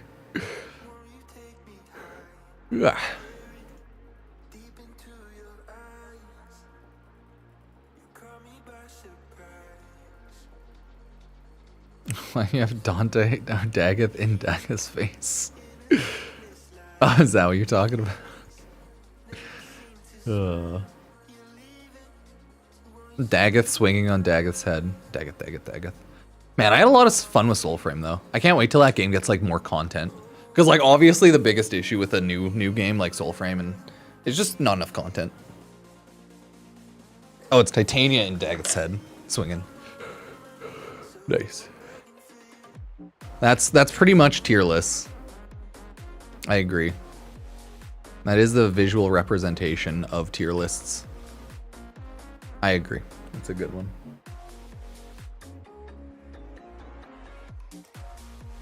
Yeah, I put anything in D tier is either really annoying, one trick pony, or just not usable in most of Warframe in like a good sense. It was fun watching everyone cry for a while about Lavos before they beat the joke into the ground, and I had to time them out. That's one thing you gotta find out, is sometimes people just beat the joke into the ground because that's all they have going. It's like, guy, touch grass, you can only say Lavos so much. Man, it was a fun tier list. Yeah, I've had a lot of fun with Soulframe. It's melee magic RPG, like Skyrim, if you will. It's less of a Souls-like. I would describe it as like Skyrim. Like God of War-ish, if you want, you know? But like not to that level of quality, obviously. God. Zephyr is awesome, though.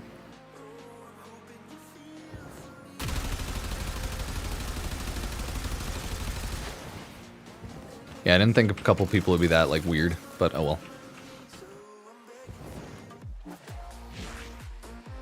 Daily reminder, don't take tier list too personally. Wouldn't recommend taking it as if I slapped your mother in the face. It's just a tier list. Oh yeah, I bought my wife COD, so I might end up getting COD as well.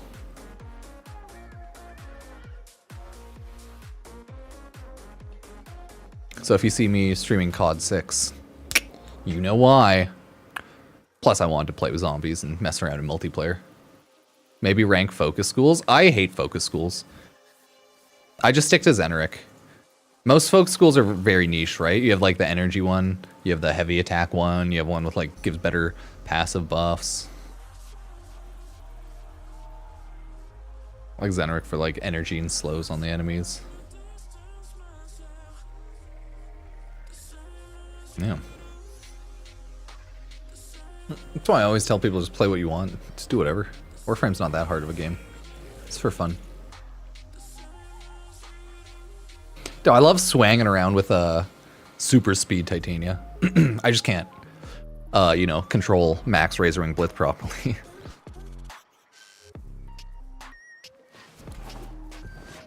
Also, like, Zephyr first ability is so fast. Love it.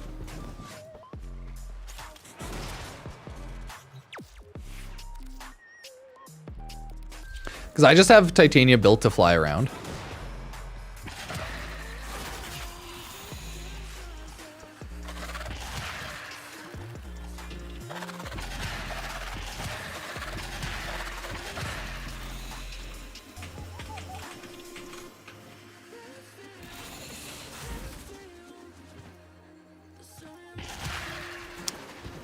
You just can't fly too fast in this area.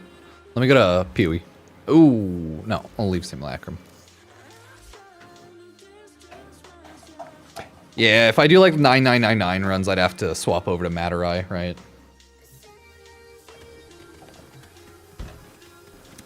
Thought about dicking around in some of those to do Void Cascade. So I think, yeah, Matarai, right? I'm assuming that's the operator damage amp increase one. So, if I wanted to do that, yeah.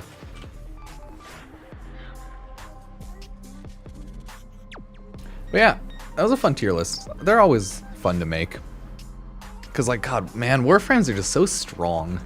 They're so insanely strong. And Warframe's done just such a good job making probably the past 4 years of Warframes really good at general gameplay, or just what they do, you know? I think, because like the first handful of Warframe years, the game was slower, there was a lot less power, and there was a lot less to do in the game. But then Warframe came out, and they've just been able to do so much more. They've expanded on the game so much more. And now with Steel Path and everything, Steel Path isn't even old, you know? That's the funniest part. Motherfucker, we were playing this game off of Steel Path for the first like 8-9 years. That's crazy to think about.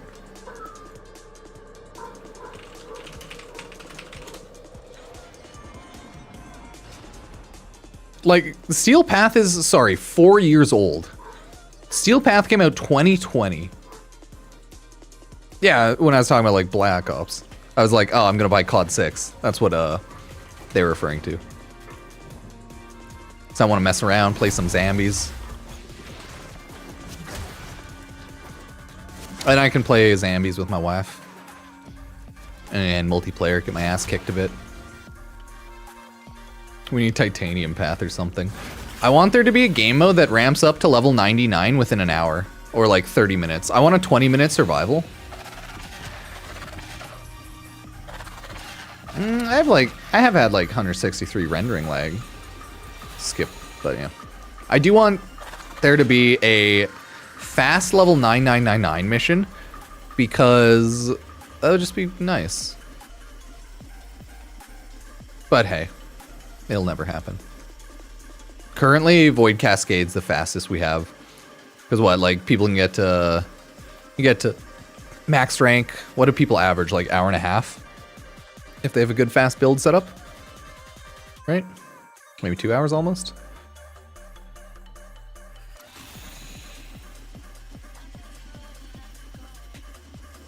Nah, Warframe will always have the issue of just not being a hard game. It's just not built around being a hard game. That's why a lot of people are like, well, I wonder if Soulframe's gonna end up being hard. Cause dude, I shit you not, you have so many people on Facebook only, cause Facebook apparently just brought out the stupidest people.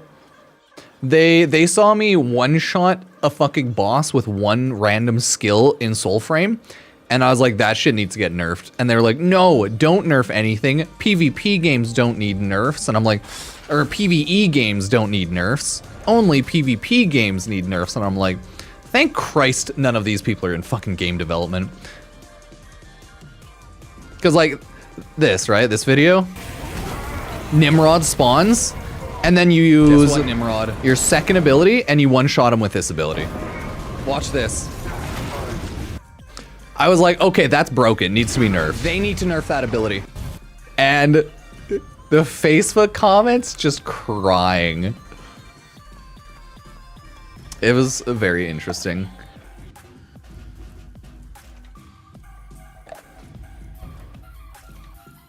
Because like currently the ability is bugged, where each time it slightly pushes the enemy back, it ticks them with damage. So it hits them with like the highest possible amount of damage. No, I agree. That's my issue with ever doing a 9999 run. I can't even like find the idea of it fun because it just takes so long to get up to there, you know?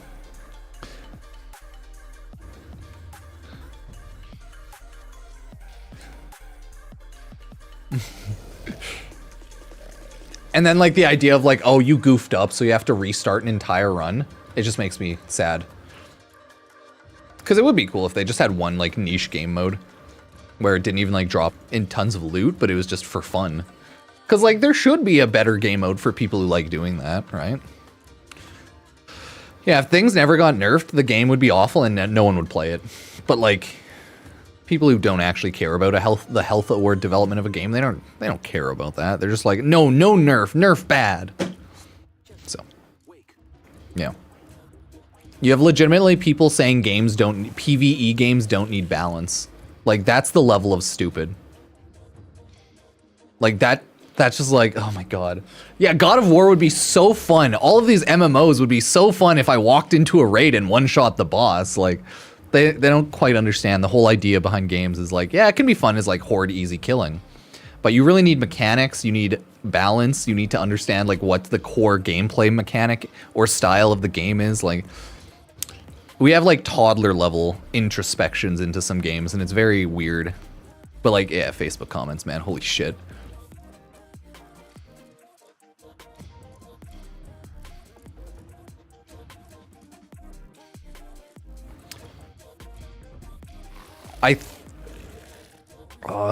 Yeah, like, right?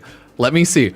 Okay, if you got some of the most powerful items and skills in the game from earning them through time and death after death, then of course you'll run into one-shotting bosses that thought were powerful. Now go to the very last boss and one-shot them like you did there. Like, it's just like stupid. They're just stupid people. But like, oh, obviously no one really knows what the Soulframe is right now, so it's just like everyone just yelling. It's fun, but I'm like, come on. Okay.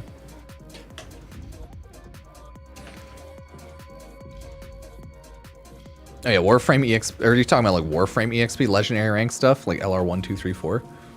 The game's not gonna have adjustable difficulty because it's like an MMO light. It could eventually do dungeons like easy hard and like overworld easy hard, but like Soulframe's way too early into development for that. It needs more gameplay loops right now and more side content and more content in general. I think the base gameplay and like the game itself is pretty good. I like it, but it needs like legitimately a year or two of stuff. Because it's like when Warframe first came out, it was a solid base of a game, but like there wasn't enough there and it was too janky. It was too just fucky-wucky, ooh-woo. But after X amount of years, Warframe killed it. They did like a lot of great updates, and yeah. Yeah, I have my Soulframe review up if anyone ever cares to watch that.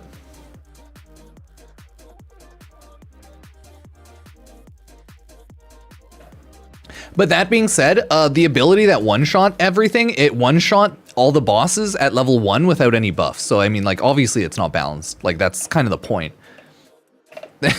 An ability I just started using in the game and can one-shot all of the bosses currently in the game, obviously that's not a good mechanic. You'd have to be actually fucking stupid to think that. Like, yeah, it's very early on, so the game's gonna be very broken and busted, and they're gonna have to, like, fix off some of those things, you know? So I play the alphas, test thing out, try it out. Progress will be wiped, so, you know, don't take anything there too seriously. And don't invest all the time in the world into grinding that out. Modding weapons for Steel Path. A lot of the elements really matter. Like, Viral's still really good. Armor Shred's really good. Toxic's really nice. Slash still really good. A lot of the new updated elements too are really good if you want to just freeze enemies.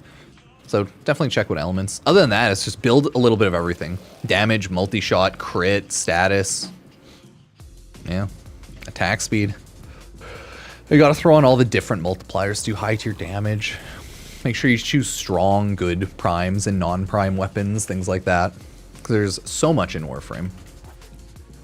This game is so much. Yeah, it was a fun little tier list to make.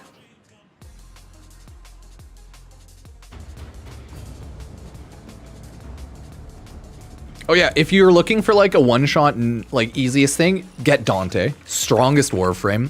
You hit 3/3 into your 4, and that's pretty much a one-shot. Or just look around at a lot of one-shot abilities.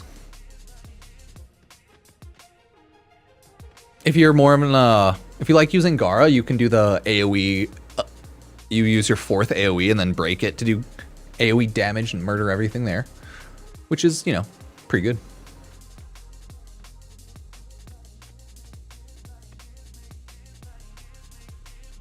Oh, I did want to talk about Warframe PvP, actually. Yeah, once you start getting arcanes, once you get more of the, like, Archon shards, Warframe is a game that since it's 11 years, it's slowly added auxiliary power-up systems. So this fucking game has like 11 to 20, depending on how you look at it, auxiliary secondary level up power-up mechanics, right? It's insane. It just has a lot, right? Because you have like, how many style of weapons now? Tenant weapons and Karnan weapons, current meta. Kuva weapons, Wraith, Prisma, right? Like, this game just keeps adding on things to the existing thing, so it's just another thing. This game is thing. You have operator, you have so many standings. 11 years. If you're looking for a looty shooty game and you start from scratch, Warframe is the most thingies. Just the mostest for the hostess. Were you visualizing a bloody battle? Yeah, well, Coda weapons aren't yet here yet. Those will be valid in 1999. One more month, really. Oh yeah, when does everyone think Warframe 1999 is coming out? I vote December 11th. Second weekend. So what's everyone think? I'm voting December 11th. Oh. How annoying. Oh no, it's just okay. So it's because it's the second week in. They only almost always update on Wednesdays, okay? Y'all need to know this.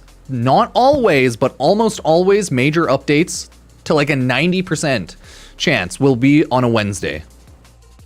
So it could be December 4th. They will announce it at the dev stream, which will be November probably 29th, okay? It could be December 4th. It would be awesome if it was December 4th. I'm betting it's going to be December 11th, though. The issue is December 18th is too close to Christmas, but they could release it then. But if they do, nobody will be there to fix the game after the first little bit, and it'll be buggy. But it'll do that anyway, so I'm not 100% sure. Nova's great, especially Speed Nova. They made good changes to Nova to make Speed Nova better and more usable. So I think only December 12th works, you know? Or 11th, sorry.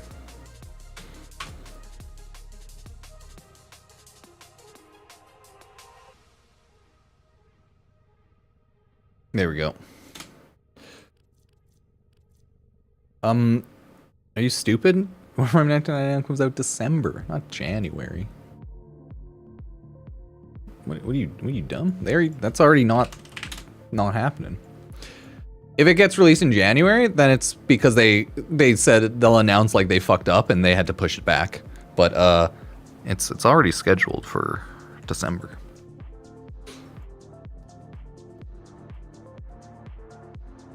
Sadly, Warframe has never they've never pushed off their December updates. It's the opposite. They'll release it and it'll be buggy as fuck. Y'all, were you here when they released Railjack? Were you here when they released Duviri? Were you here when they released any major update in December? They never get pushed back. They just get buggy as hell.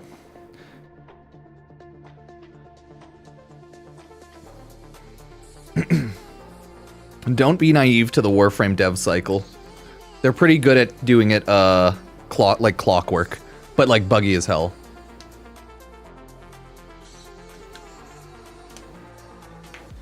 But like, if you haven't been paying any attention to their yearly dev cycle, yeah, you probably wouldn't get that though. But no, they're pretty good about that. They're at least nice enough about delaying it long time ahead. The only thing they delayed so far this year has been Soulframe. But yeah, I don't think some of the people who don't pay attention to the dev cycle, release cycle, kind of know that. But who knows? No, nothing is real. I'm just a figment of your imagination. I'm actually just your psychosis ghost. Boop. Anything's possible, but it's unlikely. Usually Warframe just takes the L and releases it buggy as fuck. Sadly. I'm really hoping 1999 is not going to be really buggy. But that shit's going to have so many crashes, so many endless load screens for week 1, or like at least the first couple of days. That shit's going to be, it's going to be so buggy, so broken. Because even like, oh god, Railjack and Duviri are now like, they don't crash much for me ever. But even now, once in a while, I'll get stuck in game or something.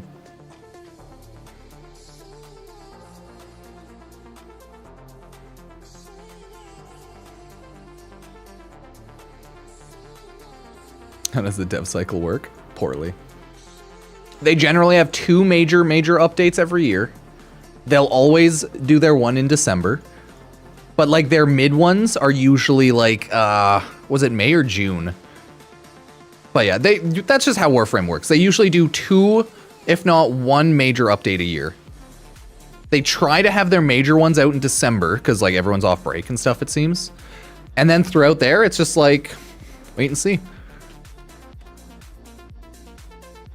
But they're usually pretty good about getting their timelines down when they actually announce it. Once they stopped talking about things 4 years ahead of time.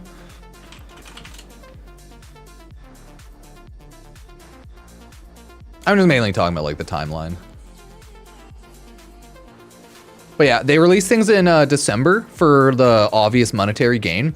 Most people spend money in December. Most kids get money in December. Everyone buys presents in December. So, you know. It's like, that is their big monetary Christmas release schedule. And that is like their big thing. So they almost never do that. But yeah. So Warframe, it's wild that Choma and the 5 Fates is considered a major update, right? Because like I wouldn't consider this an update 37 worthy update. But it's just one map, and yeah, either way. So they only usually have like 1 or 2 big updates every year. This year they had a lot of named updates almost, but God, Whispers in the Wall was last year December 13th, see? But their biggest updates are almost always December. Kome was a major update? Yeah, I totally forgot about that. It was 37. That's funny as hell. I want to say it was mainly less even because of Kome, just because of all the rework stuff. Because like it was a huge update for reworks, but it was a small update for like, oh wait, Kome and stuff. Yeah, Jade Shadows was cool, but it was really small. That's what I'm saying. Like they'll have their one major big update in December, but then the rest of the year it's like small potato major updates, right? Because like we've had Jade Shadows and then Kome since June. Like Lotus Eaters and Jade Shadows was cool, but like that was pretty small. Either way, previous year, right? We got Whispers in the Wall, December 12th, 13th. And then Abyss of Dagoth, I found this as a bigger update than this year's Jade Shadows and Kome update. And they had Duviri fucking Paradox in 2023, right? So in 2023, they had major updates. And Veil Breakers, sadly 2023, they didn't have their big December update. I think they just had like Twitch drops and stuff, but they had, where is it? They had Lua's Prey was their major, like December update, which was not major, sadly. But they'll always have stuff for near December. Veil Breakers New War was December. We went a full almost, yeah, we went from, this was like a really slow time. We went a full 9 months before we got a new major update. But Angels of the Zeramin was a 0.5 update, but somehow Kome and the Five Fate was a not 0.5 update. What? So like their update conventioning is like fucking weird. They try to always have big, like something in December though. Like, I don't know, it's a little triggering going back. Yeah, just a little bit. How is Angels of the Zeramin not update 32? I will never understand. So, like Veil Breaker was 32. Veil Breaker was not as good as, not even close to as good as Zeramin. Because it was just call bullshit. Not even close to as good. But the Archon shard, then the Archons themselves was awesome, right? Like, it's wild. Warframe is a very goofy game, and I love it. Yeah, Call of the Tempestari, Heart of Deimos. That was, yeah, there. What was the big 0.5 update?